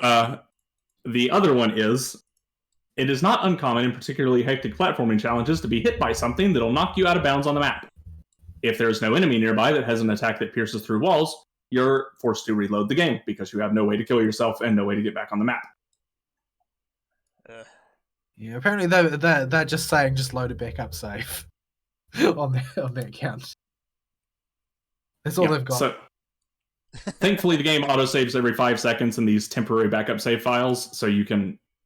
They clearly knew there were issues coming out at launch, so they put this feature in. This is like planning to fail, though. It's like, oh, we need to build a system to cope with the fact that we're not going to bother to test this enough to get all the stuck errors sorted out. Fix the bugs? Yeah. What madness is this? It keeps going. And apparently the Xbox version, the entire game stutters after either long periods of time or during busy combat scenarios. Yeah, there is a memory leak with the game. I didn't list that in my known bugs because I noticed it and just closed and reopened the game to fix it. But that's an issue. But this seems to be with every Metroidvania game that you've played lately. It feels like that. Oh, it's got this bug where you have to sometimes close the game and start it again because there's a memory leak. It is a thing I think that has to do with interconnected worlds and just a giant flat map, or just a giant map in general. I don't know. But yeah, it keeps going. There's at least 2 more that are worth noting. In certain areas, as you're revisiting them throughout the game, you'll acquire upgrades that will let you move faster than normal. You'll be able to grapple on things and zip across pools that were previously difficult platforming challenges, and you can bounce on top of enemies and stuff, and grab onto enemies and use them as springboards in the air. And this will get you moving across the screen really fast. The only problem is, if you go too fast in these older areas, sometimes Ori will just teleport and do a screen wrap, where she will wind up on the opposite end of the screen where she was originally coming from, and usually kill herself instantly. What? Yeah, just for no reason. She'll just die while doing this. Oh boy. So, thankfully, the game autosaves so dang much, you just kind of go, what? And you're back like 2 feet from where you died, but it's something that should not be there. No, especially if you're trying to do a no death run or something. Which is Achievo. Which would be an achievement, yeah. Yep. And then there was my favorite bug. And by favorite, I mean the one that made me almost tear my hair out. At the end of the game, there are, well, from as early as the end of the early game, you have access to the secret shop in the main town that's not that hard to find that sells these map upgrades that are stupid expensive relative to the other stuff in the game that's available. Like several thousand spirit orbs when normally something is expensive if it costs 200. If you buy these things and you take the time to grind up for them, I'm sorry, because all but one of them doesn't work. Just period. They don't do anything. They are supposed to show you all the life nodes on the map, all the mana nodes on the map, and all the caches of the currency you use to buy stuff on the map. Then what's the point? Well, that's what they're supposed to do. They're just broken, and they don't work. And they don't work. The only one that does work is the one that has a prereq to unlocking it to show all the secret areas of them. But ironically, not the upgrades inside of them. So that was the real kick in the balls, because that meant going back manually through every single zone and checking every wall. Again. And this game, map completion is part counted towards your area completion. So to 100% this game, you've got to touch every part of the map the game thinks is part of the game. This includes the secret areas. So if you missed one, get back to humping walls. Like, it sounds like it would be a great game if it worked. I mean, the base game that's there is really fun. And these things probably only got in the way. Well, considering I couldn't play the game with sound, that was the whole time. And the driver fix took 2.5 hours for the controller garbage. Not being able to remap made me had to probably added 15 minutes in Steam going in and changing the controller configuration there so that my pause was on the or my map was on the touchpad instead of on the freaking share button. But those were the big times. Well, because on the Xbox, it's the select button that pops up the map. Yeah. So I moved that to the touchpad instead. And then that probably took about close to 3 hours to get all of that together working, and I still didn't have sound and listen to a podcast instead because I couldn't stand the buzz. So antivirus, man, you're antivirus. Yeah, it probably won't work, but you could try it. Yeah, it's currently not installed at the moment because Avast stole my personal data. Yay! So Malwarebytes is sitting there turned off, ready for emergencies. So it ain't my antivirus. This is all Ori. And yeah. The other things, the only other one that really, really got on my nerves and made me really start raging out at the game was that stupid map marker that won't go away for that uncompletable quest. Mm-hmm. Everything else was a 20-second detour tops. Reloading the game doesn't take very long. Dying doesn't take that long, but it's still stuff that shouldn't be there. This is stuff Moon Studios needs to be criticized for, especially since they had 3 freaking years to make this game. Unfortunately, everybody is just lining up to kiss their feet right now. Because I do not everyone played the intend- PlayStation version. Oh, there isn't a PlayStation version, or I would have got that version. Blah. But this is Moon Studios is owned by Microsoft, so this is PC, Xbox only. Good grief! Then they've got absolutely no excuse. Yeah, they had the funding, they had the time. People are texting me in the middle of the show. Stop it. Yeah. All right. So, yeah, that was Ori. That was one of the 2 games I played this week. Is the other one a bit more functional? Yes. Yay. But I'll wrap up Ori by saying that there is a good video game there. It will totally be worth your money in a month. Like, if they wrap up these bugs, which are not, the most impossible bugs in the world to fix, then it's totally worth your money to go play. The game is a lot of fun. They've improved everything from the first Ori, and it does even though it's fairly simple. Well, I won't say simple. Simple's the wrong word. It's fairly easy for those that are used to the subgenre. Mm-hmm. It's still a good time, and there's a whole lot of new cool ideas with how they do movement and experiment with the mechanics of what you can do in traversing a world to totally make it worth your time. Plus, it's really pretty, and the boss fights are actually really good. So doing it on a manual save only run is going to be a lot of fun when the game's working. When the game is working. I'm not going to attempt to do any of the stuff I thought would be fun while I was playing through it until they fix the game. Yeah. I think, once the game's finished, go back and try it again. Yeah. So I do recommend the game after a couple months. I'm going to go ahead and talk to my future self right now, and they're giving me the report that after the bugs have been fixed, it is a good game that is definitely worth your time. Right. So, the other game is another one I jumped into day one, and that's Nioh 2. Ah, yeah. I've not noticed any bugs that are substantial or even have made it through my memory about Nioh 2. So I think it's been a pretty clean release so far. The thing about Nioh 2 is, did you like Nioh 1? Because if you did, here's more Nioh, but more of it with more mechanics. I mean, that's not necessarily a bad thing. Yeah, you got more toys to play with. We've changed the Guardian Spirit system so it's not nearly as complicated or overpowered. And even though there's more bits and pieces to it, it's much more intuitive. So it's way easier to figure out what the heck you're doing with this new system. The stats are going to be totally arcane to you, unless you have played Nioh 1. But other than that, that learning curve is going to be there no matter which Nioh game you start with. The stats in Nioh are ridiculously obtuse in how they work. But at least they tell you in the game menus, you can go look up what everything does from the game itself, which I suppose is a point in the game's favor. It's not like Dark Souls where your only solution is go, hey Ari, how does X work?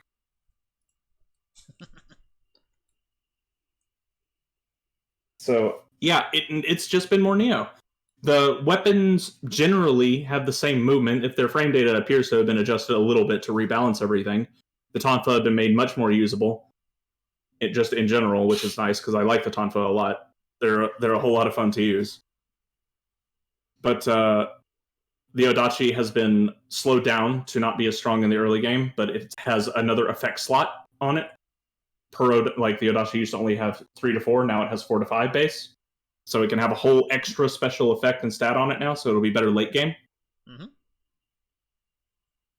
And yeah, in general, they've done minor balancing stuff like that. They've added the new yokai system, which I both love and hate, because it is like the living spirit weapon system, but it has put itself in a position that makes everything both more fun once you get the hang of it, but way harder to figure out how to use right. And I still ain't sure I got it all the way down. I'm almost done with the first region, which is the first set of 3 levels in side quests. And I still don't think I quite fully understand what the heck this thing is. But the biggest thing it brings to the table is the burst counter, which is mandatory to learn how to do. Whenever an enemy uses its biggest, strongest move, or its it does a full combo chain that ends in its biggest, strongest move. They will flash red and black, and you have to use this burst counter by hitting R2 in circle. And if you do not do this, the bosses or these just enemy mobs in a lot of cases will use their special attack, and it has stupidly good tracking properties on it. Nice. Like, whatever its super attack is, it's going to like be able to 180 degree like wall hacks you. Total aimbot bullcrap going on here. It will hit you no matter what you try to do, unless you're already 20 miles away from the thing by the time it starts. So you've got to get good at recognizing that red and stopping what you're doing and using it right away. Now, this limits your options in combat a little bit, because it means you cannot lock yourself into a combo, whereas before you might just take a little hit if you got overcommitted. Now you're running the risk of taking their super move to the face because you're locked in an animation and can't burst counter. And that's usually death with a boss. If you have anything under full health and that thing uses its super move, you are dead. There's a whole lot of other minor mechanics I'll talk more about later as I poke more at the game.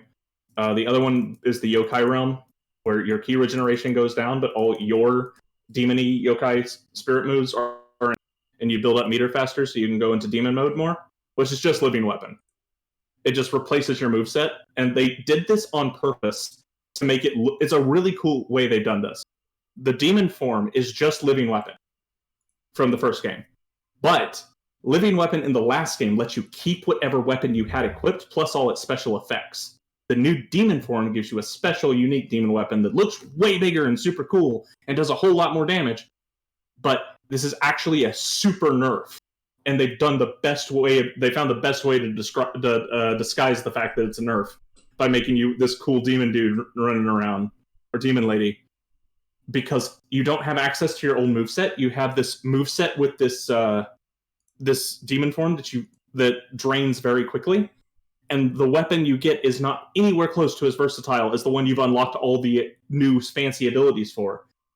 And so you can't do stuff like the explosive axe living weapon loop combos in the first game, where you could just use that axe to get living weapon while in living weapon to keep your living weapon going forever. And stuff like that. And you can't take advantage of special moves from these weapons that can really bust living weapon. Like, if you're invincible with some of these weapons and their attacks you can unlock, then the drawback is negated if it has a big windup on something that's going to almost two-shot a boss. Like, a bunch of the heavier weapons, like the spears and the axes, have something like that. And there's just no reasonable way you would be able to land that under normal circumstances. But living weapon lets you do it.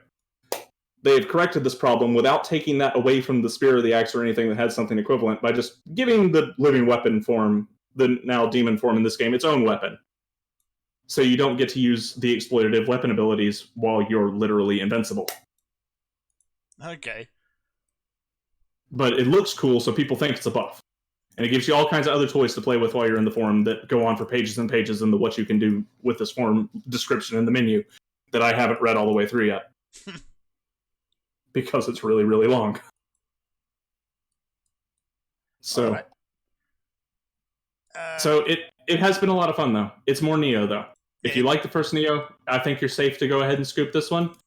If you didn't like the first Nioh, this one's just going to make you hate Nioh even more. Yeah, it sounds like it's the first Nioh, just more of it.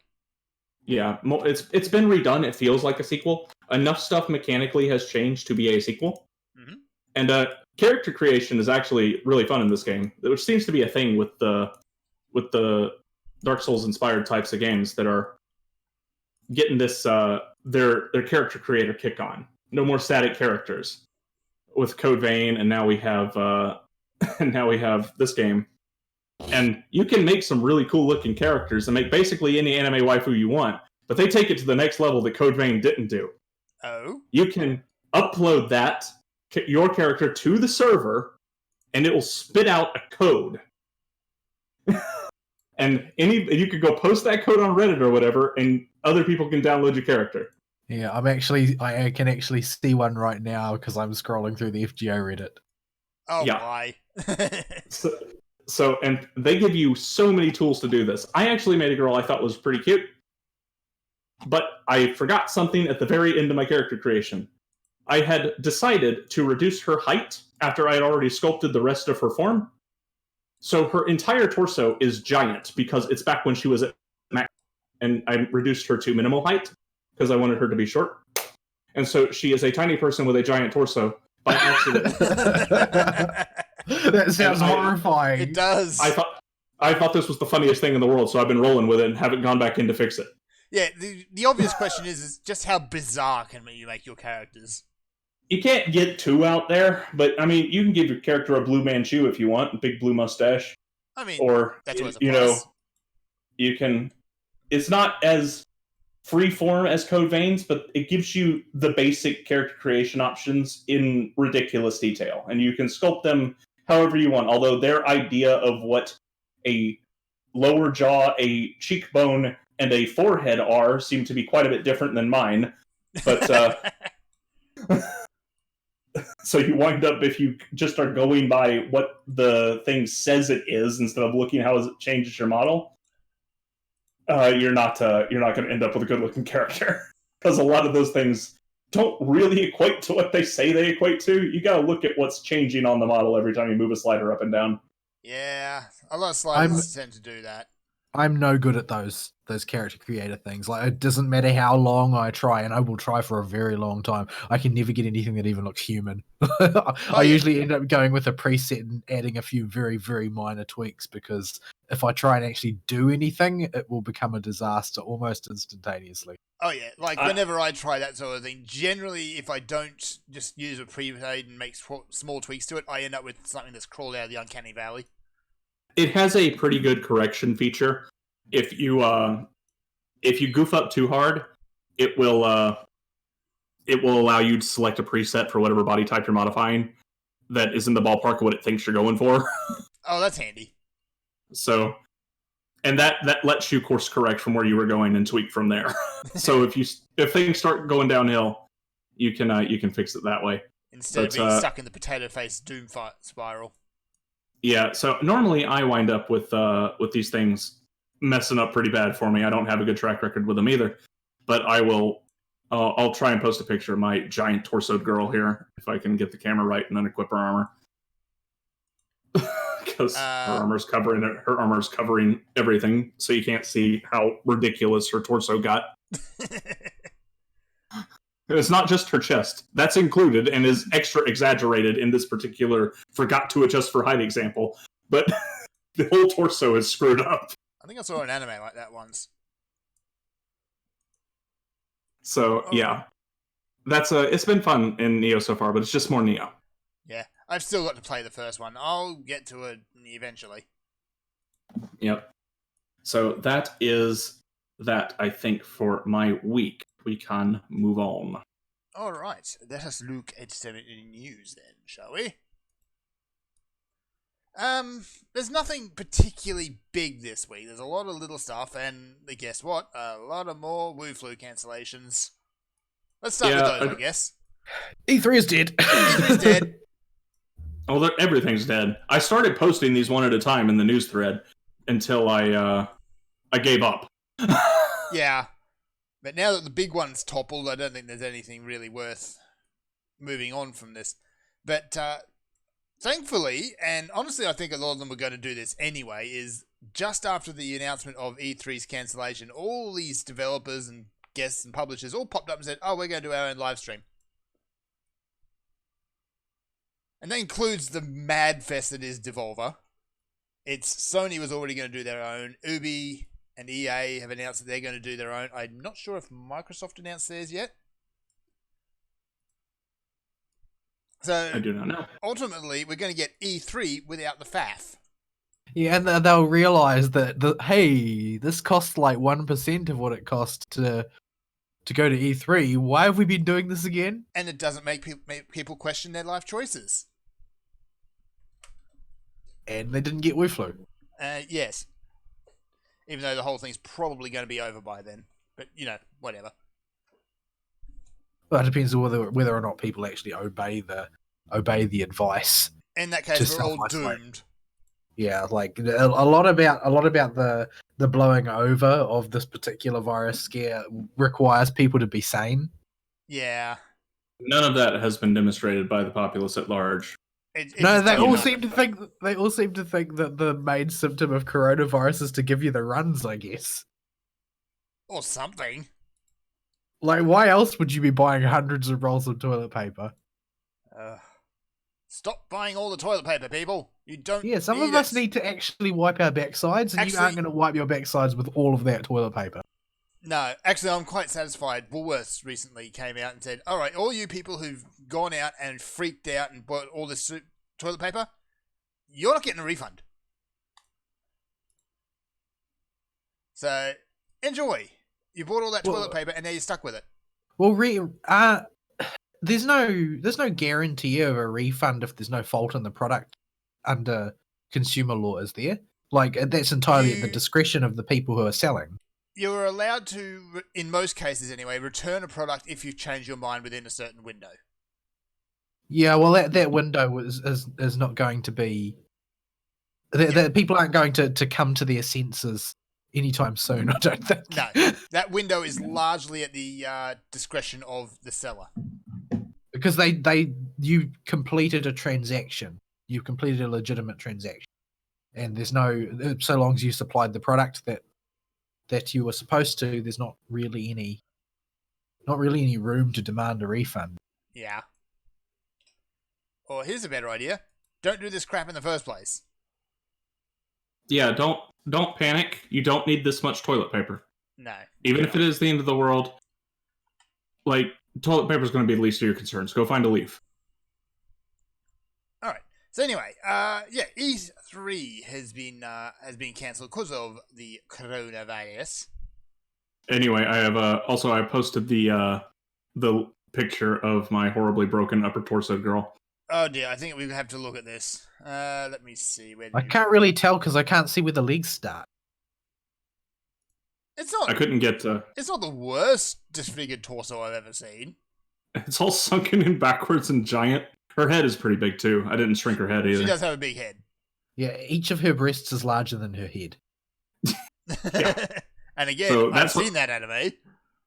That's what happens when you don't go back into the torso slider after you reduce your height. Yeah, it makes a mess. But ironically, the natural breast slider doesn't take them that high. Huh. But if you make yourself a giant and slide it up to 3 out of 4 on the plus end, and then shrink yourself and forget to adjust, they do that. That's just bizarre. All right. So what else was cancelled? I believe South by Southwest was also cancelled. Good riddance. Does anyone actually go to that? Hipsters do. Social justice warriors do. Then no. Yeah, we said And people.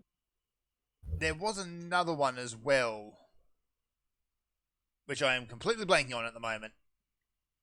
I'm sure I got it in the thread if I go. Yeah, Get out of my... it's there. Just got to sort through it all because there's a lot of these cancellations. Yeah. TwitchCon. So, you know, yeah, that one got... you can't meet all your favorite thoughts. Oh, that's okay. You couldn't meet Melody there anyway. Because she got banned. She got banned and Yeah. she exists only on the internet. But so did Amaranth, so... I hope she got banned for animal abuse. No, that's Alinity. Oh, right. Although I think Amaranth has also committed animal abuse on camera as well in the past. Most of these thoughts are the same. I mix them up a lot. Yeah, I know. They've all kind of got the same sort of name and they're all kind of pretty horrible. All right. So, yeah, there's not going to be any game conferences left at this rate. Yeah, I there were more than what was just mentioned. I just stopped counting Yeah. at some point. I think we're starting to When reach I that point. When I realized just how many of these things are going to be canceled this week, I just kind of was like, yeah, about that. Yeah, let's just say all of them and move on. All right. Yeah, Wuchan's doing her job. No, Making sure people don't leave their house. we're not going down that road. Also, Yes, we are. there are other things that have been cancelled as well that people might have wanted to go, like the Nier concert. Yeah. Yeah. but the Democrat elections in Georgia got postponed for the primary because of Wu flu. Oh boy.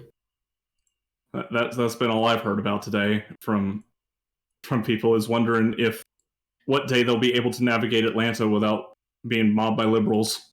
What day that'll be now, because it's been canceled. So you don't know when you're going to have to go and avoid them. Well, then we laugh and say, ha ha ha, they don't go vote anyway.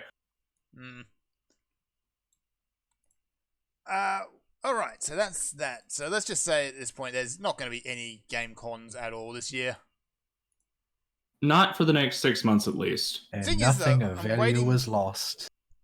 Yeah, I'm waiting for someone to say, come out and cancel something that's supposed to happen in November, when the whole thing is probably going to be finished by that point.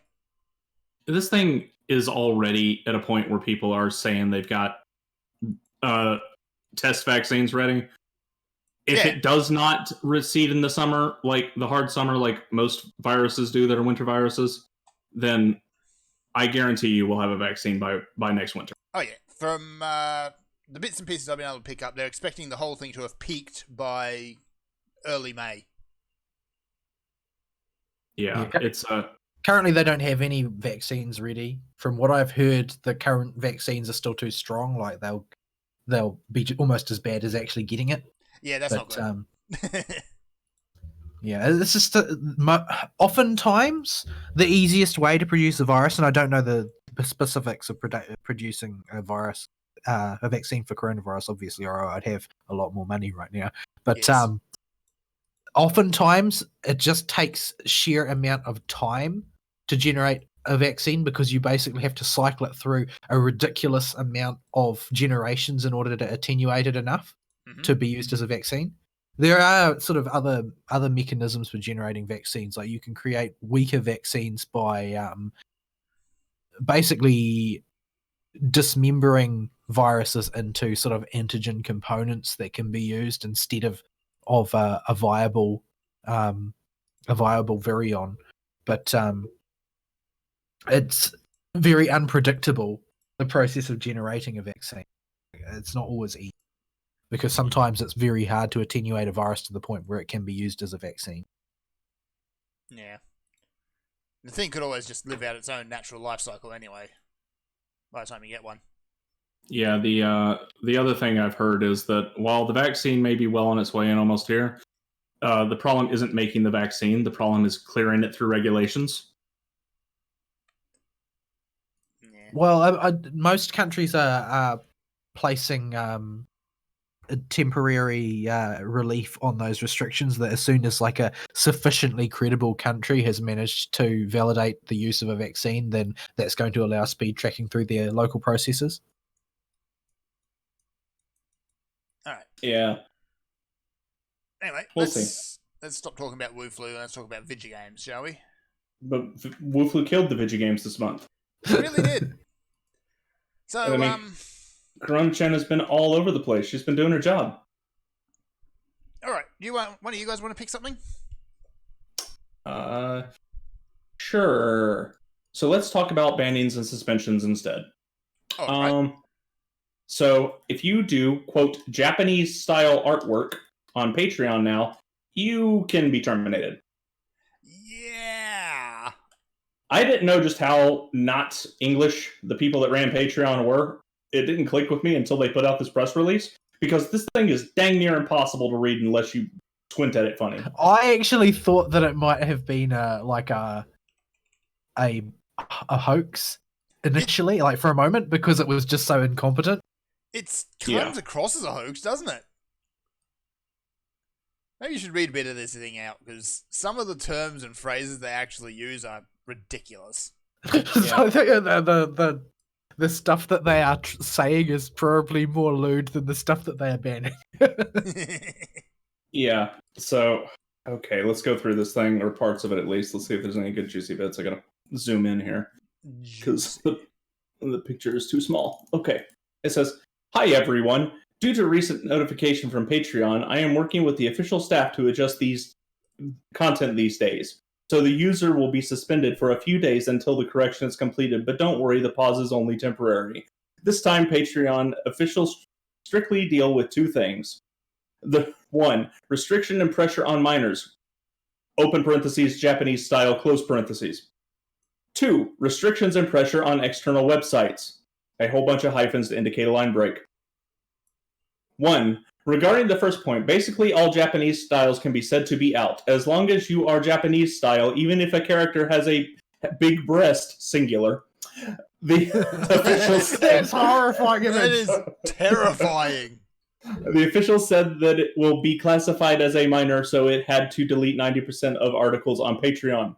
Although this adjustment does not affect the rewards you ultimately receive, it will be a bit regrettable that you cannot directly see the update in any advance on Patreon, and I will try to improve this later. For example, look for other platforms to showcase these works. To be fair, I mean, this is written by an artist. This isn't written by Patreon. I'm barely considering that it's just written by a human being. No, it's written by a foreign artist, if I recall the story correctly, who it was like the first major popular victim of this new policy. It's just that Patreon hasn't bothered to provide any sort of notice or counter notice. Yep. Yeah. So, which one was breast size singular? Okay, that was the first one. Okay. So, 2. Regarding the second point, the official said that it would check your Patreon traffic source and confirm whether there is any illegal content. If there is illegal content, then it will also be used to limit your Patreon business. For example, if your Twitter or PixIV has a Japanese-style suspected underage type work, Patreon will prohibit you from placing a link to PixIV on Patreon, and you will also be prohibited from placing the link to Patreon on PixIV. Is considered a violation. Because of this, I have now removed all links and asked users to search for, this is clearly Japanese butchery, Wario Patreon. Or Well, Wario Patreon. Probably just the guy's handle. Yeah. Okay, yeah. But basically this guy has had his Patreon blown up, and he's not the only one. There have been a lot of people that have been hit, and it seems like they have just embarked on a campaign of indiscriminately banning anything that is in anime style, because they have arbitrarily designated all characters in anime style are underage, and therefore, so they've basically done the opposite of that thing that they put at the start of every VN, saying that no matter what else might be stated anywhere in this work, these characters are all over 18, right? They're doing the opposite of that. Like, no matter what might be apparent in any aspect of this work, you are to assume that all of this art is of underage characters and therefore should be banned as child pornography. If it's anime, it's apparently underage. Yeah, that's the logic.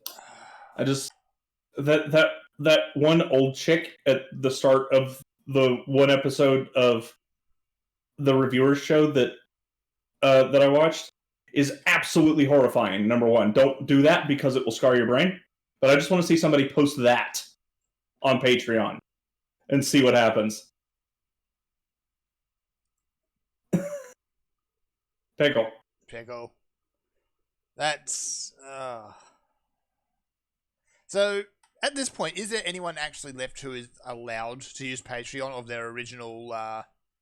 Well, Patreon has been dangerous for a while now. Ever since they said we can police you for off-site stuff, even though we totally say we can't do that in the terms of service. Yeah. So as soon as they reneged on that, it was all free game. I'm pretty sure that people like Quinn and Sarkeesian have no problems with Patreon. Oh, naturally. No, wasn't Quinn on the or Sarkeesian one of the two on the board of whatever Gucci-ness, progressiveness for Patreon or something? I don't know, and I don't honestly care. Or one of their cohorts? Yeah, it's impossible to keep track of that lot because who frankly honestly cares? Yeah, that's We just want them all to shut up and go away. Pretty much. So yeah, Patreon has been on its way out the door for a while. I've been never using it to give money to people because I thought the place was just awful, basically. Yep. It seemed like it was deliberately going out of its way to make the lives of everybody involved in its use difficult, and had a very, very anti-certain group of people bias. So Subscribestar, I also haven't given them any money by donating to people because I don't trust them either. So they're still new and haven't proven themselves in this market. But yeah, that's kind of sad that the only way for these poor content creators to make any money, which was Patreon, was the saving grace for a while. Like after YouTube screwed everybody, Patreon came around and was like, oh, we're a way for you to still make money. And everybody was all like, yay, Patreon. And then Patreon's like, oh, you can't make money with us anymore. Yeah, we're you have just the going wrong to deliberately politics. not let you do it. You thought a bad thought. It's a Or bad thought. our pedophile director thinks that your Animu artwork is too risque and shows and puts underage girls in danger. Please hold while he go rapes another one. Can you tell I think these people are hypocrites yet? No, what gives that idea? But yeah, so that's the thing. Just by the way, last I looked, and from memory, Japan has the lowest child rape count of any Western country, even though they're an Eastern country. First world country. First world country. Yeah, there you go. That's the term you're looking for. Yeah. All right. Next thing. We have a release date. Wait, we can tangent off that one. Oh, Ari, you need to go tell your family to stop streaming. Is yeah, it you're going lagging red? again. Is it pickle? Pickle. Is it okay or is it still red? It's coming and going constantly. Yeah. Oh, great. They've turned the Netflix back on, I think. Oh, it turned the dumb streaming thing. I'm not seeing any red bars on my screen, which generally means it's not my fault for when it's not red bars. Until you talk for more than 10 seconds at a stretch, in which case it just completely redline. So I'm not sure what's going on there, but yeah, we can totally force games through this. Yep. Yeah. No problem with streaming services whatsoever. Totally technically reasonable. Yeah. Anyway, Yep. what were you tangenting with? Oh, right. So while we're talking about people getting banned, good old our resident Thought Slayer hero, Project Melody, has been banned from Twitch. Well, suspended from Twitch. Yeah. It doesn't take much, honestly, to get suspended from Twitch. It takes a lot to get suspended from Twitch if you're a flesh and blood woman, though.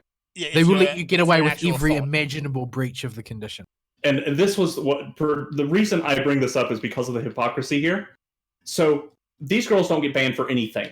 They can have nip slips on camera and not get banned. Mhm. But poor little Melody has one dildo somewhere in her room that you can only see by loading the screen into 3D mode with a VR headset and walking around her room to adjust the camera. And that counts as explicit content that gets her banned, apparently. Yeah, that's a stretch. But So- Ultimately, the fact is that they allow nude body paint. So, but that's art. no, it's not art. I'm sorry. None of these women have any talent whatsoever. Yes, there are people who can do body painting and it is actual art. Those people are None not on of Twitch. them are on Twitch. None Yeah. of them are on Twitch.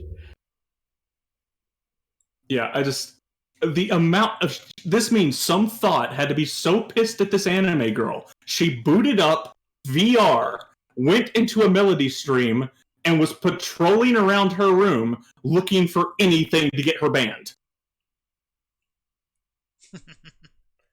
Well, I mean, they are so mad.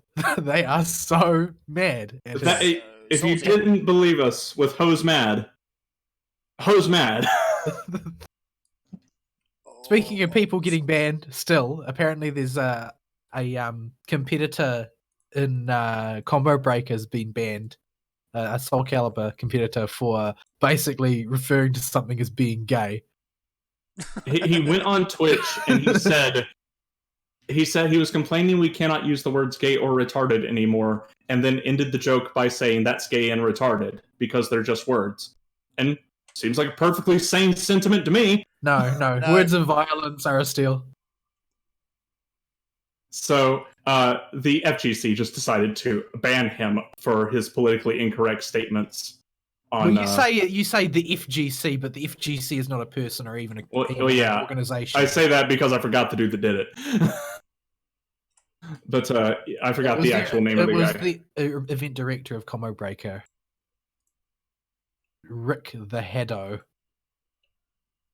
Is that his actual name? So- Rick the Haddo. Well, that's what he's going by online, apparently. Right. So he is a Hadouken, I guess. I guess he thinks so.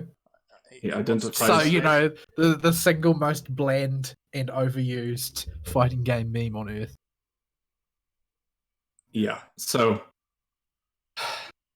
yeah, that guy got banned. And we're gonna see this step up a lot. It's election season. We know all these bannings are politically motivated. There's basically no way you can deny that fact when you see who gets banned. Well, when you're being banned for politics, you're definitely being banned for political motivations. People will tell you while banning you for politics that it's not for politics, so I feel the disclaimer is still necessary. You would have to be an unbelievably credulous individual to actually take them at the... So every person that bans people on these big companies. then. Only normies that don't use the internet would be taken. But yeah.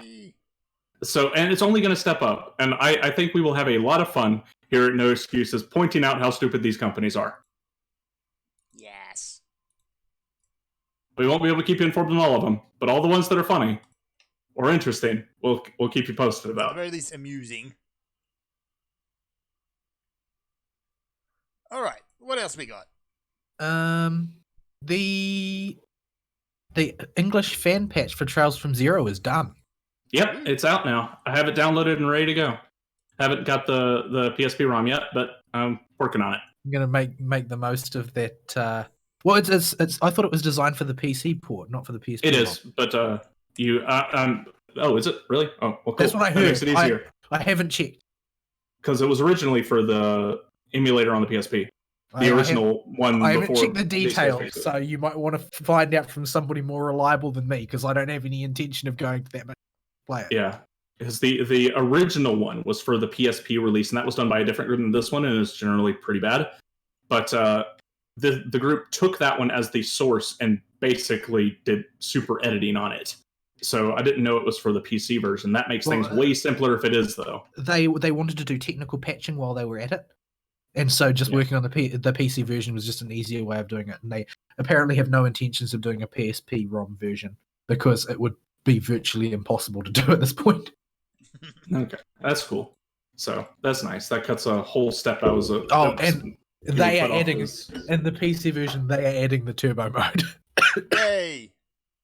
Yeah, I saw them demoing that, and their very first demo of it broke the game by having some character that in the cutscene runs around and puts sticky bombs on people really fast. And while they were demoing it and demoing the bugs with it, they were still working on. This character, anytime he touched a solid surface, if you played the game in turbo mode, would leave these sticky bombs on literally everything. That's hilarious. That's great. I love that. So, but yeah, people that can finish a fan patch. Well, they're halfway done. They got the whole other half of the story to go. Unlike the people who are translating MiHoYo, who claim to be nearing completion when, in fact, as far as I can tell, they haven't even started the editorial process yet. Yeah, they have the rough translation for the first 6 or 7 chapters out, and it has been that way basically for half a decade. I think he's salty. Just a bit. I keep checking. Every time somebody new says they're going to start it, is somebody going to break the meme? Nope, not yet. And it's all Kami-Sub's fault. Those guys are huge douchebags. Well, right. Yeah, their name should be enough to tell you that. Yeah, so... Okay, speaking of release dates, we have one for the remake of Command & Conquer. Or the remastered collection, rather. This is just the OG games, right? It is, yeah. The original Command & Conquer, Red Alert, and I think there was one other one in there. Red Alert 1 or the Red Alert 1 and 2? Red Alert 1. Okay, so only the first Red Alert. Yeah. Red Alert 2 is the best one for gameplay anyway. But that makes me sad that one's not there. Tiberian Dawn. Okay. I think that's a spin-off. That's a spin-off of the main franchise, I think. I'm not sure, though. Yeah, or something, yeah. So yeah, it from the screenshots and the little bits and pieces we've seen, it looks great. It just looks like the original game with a fresh coat of paint on it.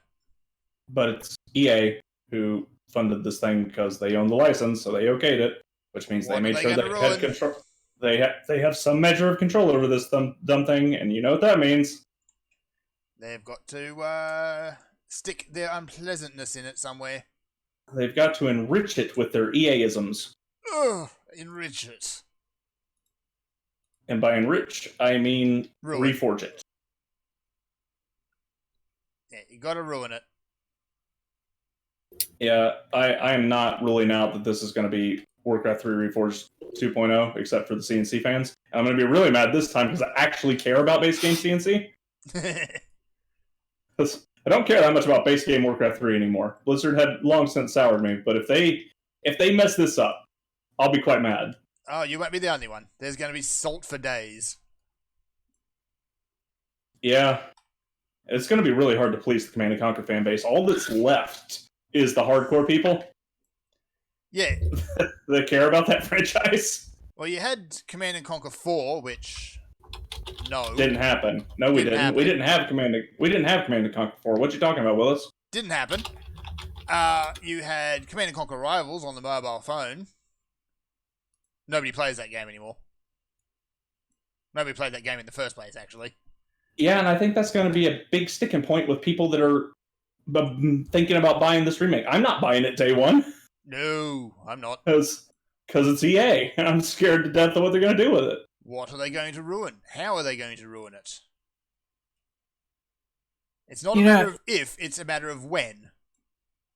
After, I mentioned it before the show, I sort of went looking to see if you can actually get Command & Conquer Generals, and I can't figure out how you can. It's not on GOG, as from what I can tell. And it still exists on EA's website, but it feels an awful lot like they're trying to pretend that it doesn't. Because if you try and go to their subpage on Generals, it just links you straight back to where you were. It just goes straight back to their main page. Yeah, like, there was something about Generals that I like. If I because they've got a thing which lists all the Command & Conquer games, right? And if you mouse over the name, then you can click on official site help or forums for each game. So if I mouse over Red Alert 2 and I hover over official site, I can see the URL says Command & Conquer Red Alert 2. If I do the same for Yuri's Revenge, then it says Yuri's Revenge. If I do it for Command & Conquer Renegade, for crying out loud, it says Command & Conquer Renegade. But yep. It says the same for all of them. But when you click on the Generals one, it just takes you back to where you were. The Generals just links back to the general menu. And I think that they're just trying to pretend that they never did it. And I think that's because they don't want to deal with the media storm if they ever tried to revive that property. Because you got to remember the content of that game, right? It's all user made, wasn't it? No. What I mean to say is that they have one faction that uses biological warfare. They've got China, like a real caricature of China as one of the factions, and you've got this incredibly jingoistic America as another one of the factions. Like the entire thing, by the woke standards of software development industry of current year, it would be the most heinously racist game ever made. There's literally a research topic which increases the speed of the angry mob unit, where you give them Molotov or it increases the damage of the angry mob unit by giving them Molotov cocktails. There's a thing that increases your worker peasant speed by giving them shoes. Like the entire thing is just unbelievably racist by modern standards. Like every Chinese unit has a spectacularly caricatured Chinese accent. Everything about it is hilarious. Like it's an incredible game that I enjoyed very much, but I can only imagine what would be done to EA and the press if they tried to actually sell it again. So I think that crucified. They've reduced it to a footnote from what I can tell, and you can barely tell that it ever existed. Yeah. Which really upsets me because I would like to play it again because it was really funny. Now I kind of want to go back and play Red Alert 3 again. George Takei and Tim Curry just throwing ham at each other for however long that game runs for. It's like It's brilliant. That game is what happens when you get George Takei and Tim Curry in a room, and your only acting directions are be George Takei and Tim Curry. Yeah.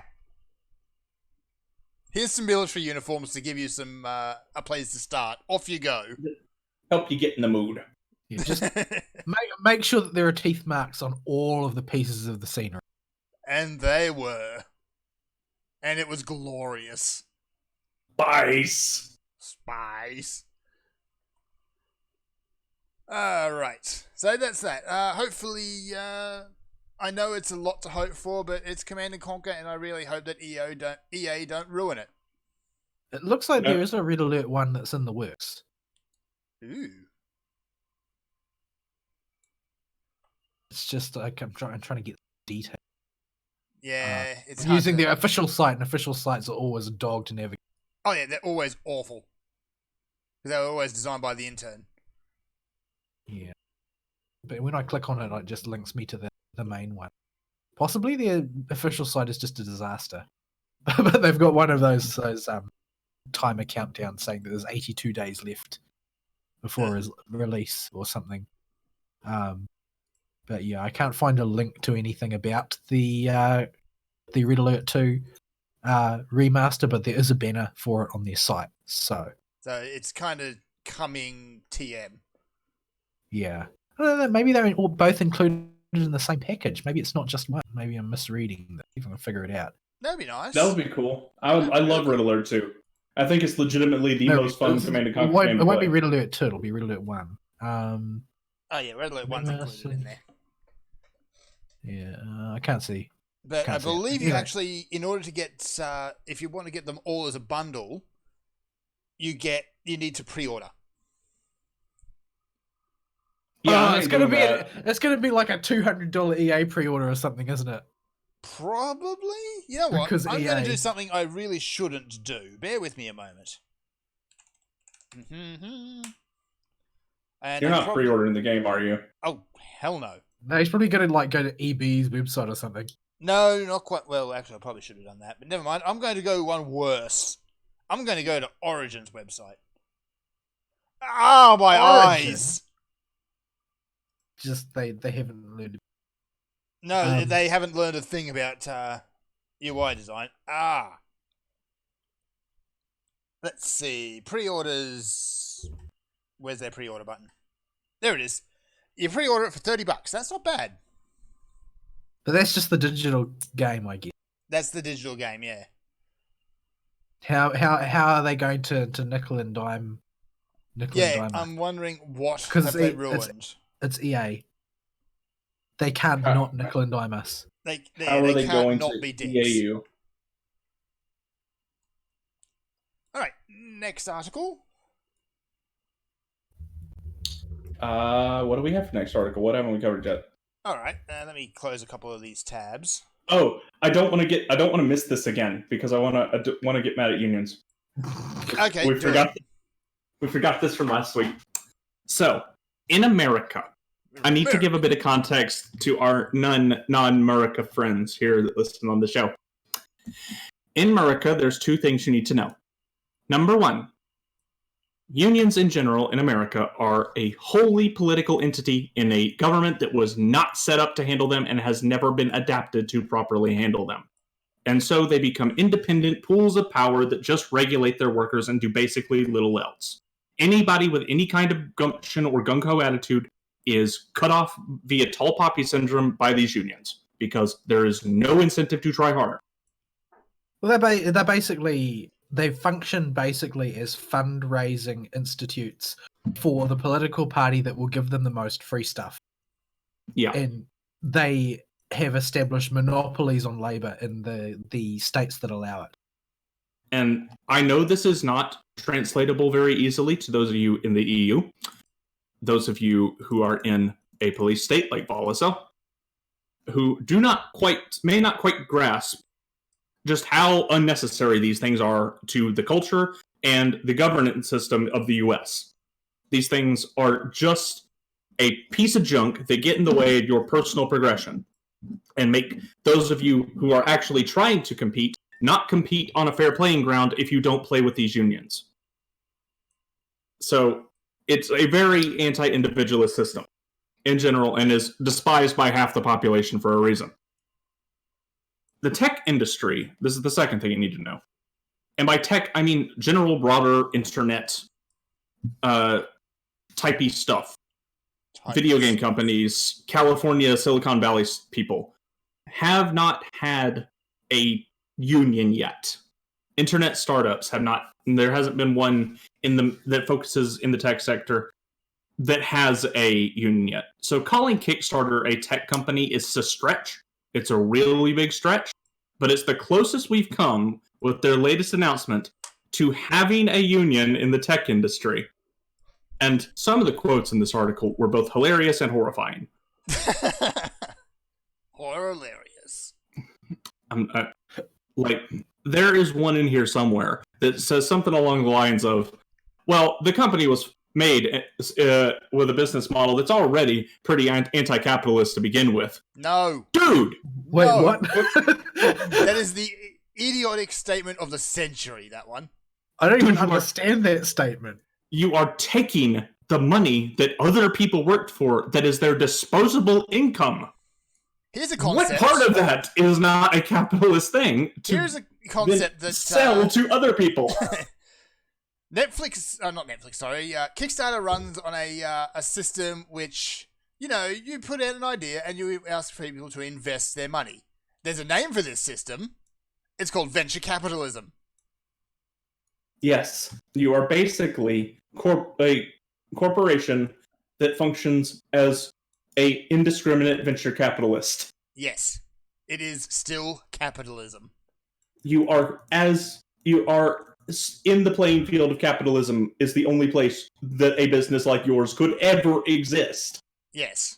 Apparently they don't want to keep their business. Apparently not. No, if you were in a communist country or a socialist country, there would be no incentive to start a new job because the government would not let you. And then people would not need money to start new projects or new jobs because the government wouldn't let them anyway. The only projects that ever get started under a socialist system are state projects. Period. End. It doesn't matter how much you might want to do something. It will not happen. So, it's great your little workers unionized. Although, why the heck at Kickstarter, of all places, they felt the need for collective bargaining, I have no idea. I think that they just wanted a union to be more red. Yeah. It comes down to it, to be more communist. Apparently, their CEOs are, the owners were originally fairly capitalistic. Their employees, however, are the most red people in the world, as far as communism is concerned, not red-pilled. They're employed from that industry, from the coasts. You've got to work to find people in that region that aren't, convinced that communism is the way forward. So they fought against this initially and said, no, don't do that.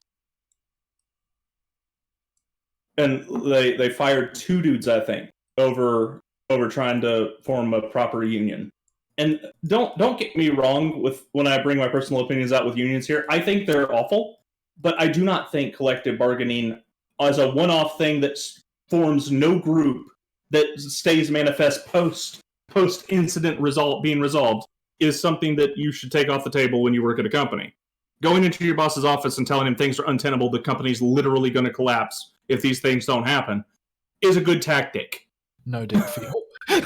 Unions, when they're doing what they're supposed to be, where there's an employee's advocate, are great. That's what they're supposed to be.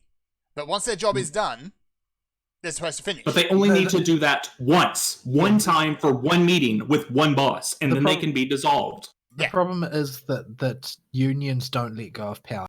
No, they don't. Once they realize what they can do with their collective power, they want to do it all the time. They can't stop themselves. Some slimy weasel will worm his way into a position of power, and this is true of every single union because it's a power structure, and that's how these work. Some slimy little weasel will get at the top and start heading it and using it as a way to centralize power around himself. and he will keep building it and keep demanding more and more and more until he builds the Union into an unstoppable force with him at the center. And this is the way they and all the whole work. time the quality of service provided by whatever industry will be dropping day over day as more and more money gets drained away by maintaining the union, and the union places tighter and tighter restrictions on what the industry can and can't do, to the point where the industry as a whole basically becomes a slave to the union, which is basically what happens with the teachers union in the United States. Like, if you, from what I've heard, if you look at the states where the teachers union has more power, you see an inverse proportionality in the quality of educational service. It's because everything is dictated by supporting the union as the top priority, not providing the service as the top priority. And that's how it goes. I mean, it's an idea that would work if people were perfect, much like communism.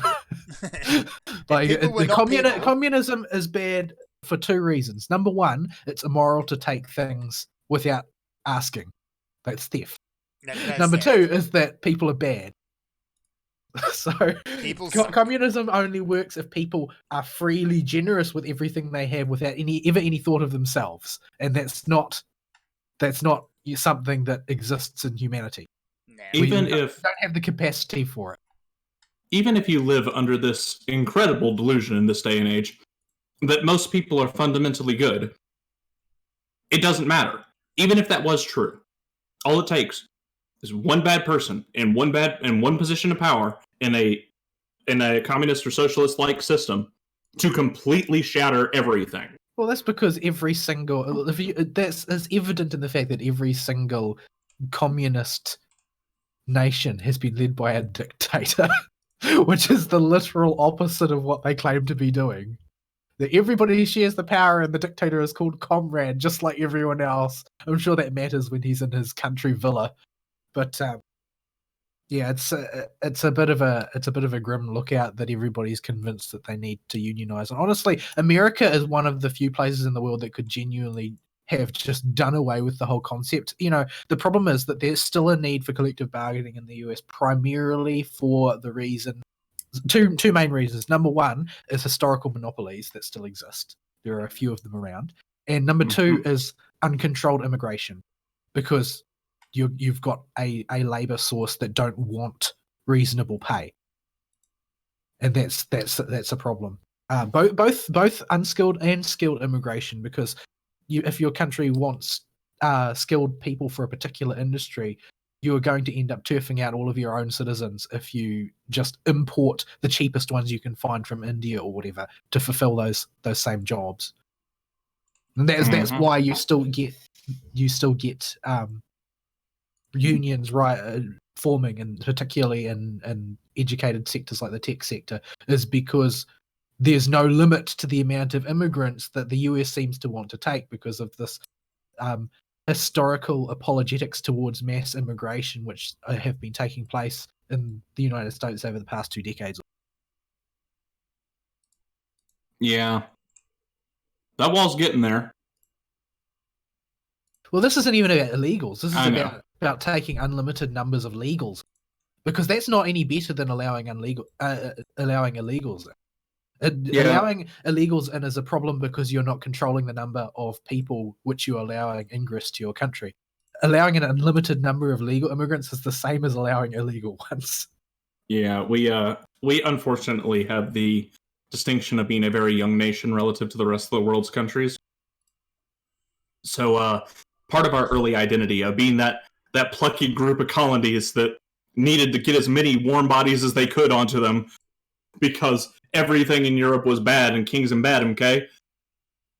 You know, let's have a revolution to make a country, is still part of the nature of the culture in the US. So more dudes coming here to be American. That sounds good. They're not coming here to. They're not coming to be American anymore. They're not coming to be American. They're coming to replace the local populace. That's because they are cheaper. As labor, even as professionals, they are cheaper. Yeah, but the average Joe isn't going to be able to tell the difference. Yeah, the sad thing is it's one of those topics with nuance that can't ever be communicated in nuance because nobody wants to discuss anything comfortable.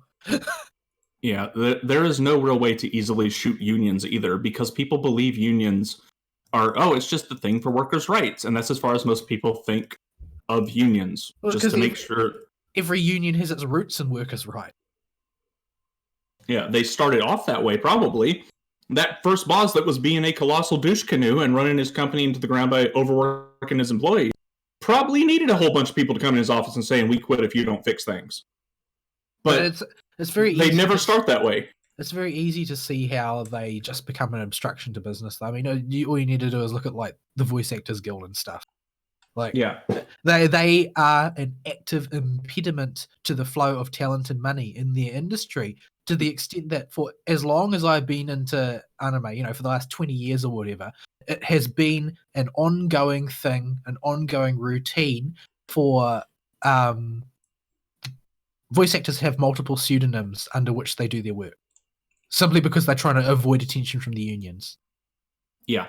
And if you ever get tired of hearing Bryce Papenbrook, you got the union to thank for that, because his daddy was in real good with the union. I don't know if he was a founder or what, but the reason you hear Bryce everywhere is because he just has it in with the unions, and they stifle new talent. So I've never been a fan of unions, obviously. And seeing them start to crop up in the tech sector, even if calling Kickstarter a tech company is, as stretchy as a slinky, I don't want to see it even start, because we are going to see a dramatic dip in quality of literally everything if we don't if these things take off. So I was in academia for many years, and academics on average are somewhere left of Pol Pot, and so one of the things that the union representative in my department did is that he got he basically paid union dues for all of the postgraduates who were entering into academia, including myself, for a year, so that we could, sample being part of a union, I guess. But what became rapidly clear to me is that the primary goal of the union was to fundraise and send that money to the Labour Party. That was just what they did. That was their thing. They had other services like legal representation for members of the union and so on and so forth, but their central goal was to keep Labour in power. That was what they were talking about, putting Labour in power and keeping them there. Yeah, and ostensibly, at one point in time, Labour was a party about, Labour and the unions and the workers. But over time, I get the feeling they dropped the ball on that a little. Well, the problem with New Zealand is that New Zealand isn't even able to be stupid on its own. It just looks at what the Democrats do in the US and copies them. Not a winning strat there, my dude. Unfortunately, because authoritarianism is effective in times of pandemic, Jacinda's probably making a lot of ground right now. Bricks China, they have an authoritarian government and a collectivist populace, and that they've also got a flatter infection curve than the US and Italy. So authoritarianism works in the very, very, very short time in times of extreme crisis. All right. Anything else, or should we start wrapping up because we're at time? Do y'all have anything in the news bucket that y'all particularly want to talk about? Mostly making fun of Fallout 76 again. The Third Heaven's Feel movie is going to be in US cinemas on May the 7th, and hopefully will be around here not too long after, I hope. Wooflu will delay the flights that bring it down. The film reels will get held up. You'll have pre-ordered and got the best seat in the house and have to reschedule for the next day. Grown. But there's never a next day, that's the problem. There is New Zealand, they don't day. show them for very long. The second one was brilliant, so I'm really looking forward to seeing how they round it off. Right. I think I'll wait until the Wastelanders patch drops before I really get bogged into how dumb Fallout 76 Bethesda's being. Yeah. Needless to say that there's an article on GameIndustry.biz that you should actually go and read. All you need to know right now is that they're putting NPCs in the game, and they're going to screw it up, and it's going to be hilarious. Well, they're hoping, I think, from what I get the impression anyway, is they're hoping to Realm Reborn it with the... they don't have anywhere near the testicular fortitude to do that. No, they do not. Like, basically, Yoshi P is revered for what he did as like a demigod among developers. Yeah. And the core of his success was based around him pioneering the producer's live letter, where he actually sat in front of a camera and talked to the fans and then took their feedback. Yes. Bethesda doesn't take feedback. We saw this with the interview I mentioned earlier with Pete Hines, where they have written off everything that was wrong with Fallout 76 pretty much as media scaremongering. Yeah. This article is with... where was his name now? It wasn't Pete Hines and it wasn't Todd Howard. It was... Borden. Like, it was apparently who's that? Ferret Borden. The like lead designer. Oh, is he like the accountant? I mean, he's Does got he shot really? cred. Is he a chronic liar as well? No, I think he's just thick. Like some of the quotes here are saying, we learned from launch that there was not a lot to do, but what we needed to do was, for a lot of the audience, was to bring humanity back. And they did things like they didn't precede or didn't see people putting on stupid costumes and running around doing stupid things. They didn't foresee people getting upset that their Fallout game had no plot, no characters. Yeah, their core concept that they thought was so brilliant is to let the players do all the work. Ultimately, it wasn't even that. It was to have a Fallout game with no Fallout in it. Well, because they just assumed that the players would make up Fallout. And by make up, run around and shoot each other. No, they legit thought that the players would want to stand around being quest givers. Oh, yeah, that, yeah. They did that, also that. But they were also very surprised when, you know, in a game that is traditionally story-based and single-player and all about going out and exploring, that people didn't want to go and play Battle Royale or play some hackneyed PvP mode. They wanted to go out and explore and find a story. So, it's all forehead-slappingly obvious. And apparently the only people who could not see how obvious it was Bethesda themselves. And obviously, I guess they didn't stick their head out of their offices at any point since the announcement, between the announcement and the launch. Because otherwise they would have known what the problem was. I'm brought back to that No Man's Sky documentary. And just the easy comparison it is to make between Bethesda and Hello Games. One of them, nothing's really wrong. The other one, shut up, get back to work and fix it. We done goofed. Let's roll up our sleeves and fix it. One of these is the correct response, and the one that's not Bethesda is that one. So we'll see. They might... I mean, it's not impossible that they'll turn things around with Wastelanders. It's just really unlikely. You're asking for somebody that can't even reach the roof to give you the moon. Yeah. Yeah. I mean, the possibility exists. It is a theoretical possibility. Just like it is a theoretical possibility that I might win the lottery tomorrow. Yeah. Without buying a ticket. Without buying a ticket. I have not bought a ticket. I'm totally going to stumble across a ticket on the road tomorrow in the lottery. I didn't know who bought lottery tickets. Like, I've never really known anybody who did. And poor people. The other day, apparently there must have been like some big $40 million jackpot or something, and I was at the supermarket and it's like there's just lines and lines of people who want to buy lottery ticket. Oh yeah, like, if there's a big win somewhere, people will all go to that place to buy their ticket. Like, why do you all want to pay your idiot tax? Like, because it's that illusion of hope. I really hate the lottery because it's a system that encourages people to be fiscally irresponsible. And not by a little bit. It seems to disproportionately afflict poor people very poor people that want to play the lottery. and these lottery tickets are not cheap. This is just a self-continuing cycle. If I'm out of money, I guess I should work for a bit. Oh, I made some money. I guess I should go buy a lottery ticket to not be poor. Up, I'm out of money again. Yeah, I think I bought maybe one, and I just won enough to break even. So I was like, oh well, that was a waste of time. So anyway, anything else? Oh, actually, there is one other little thing I wanted to quickly touch on. It's GameStop time. Oh, Reggie. Oh, Reggie has joined the board of directors at GameStop. I know you got to work, man, but there should be limits on that. I think that it's not an unreasonable move on Reggie's part. Like, if we're talking about his personal career, like, nobody expects GameStop to be around.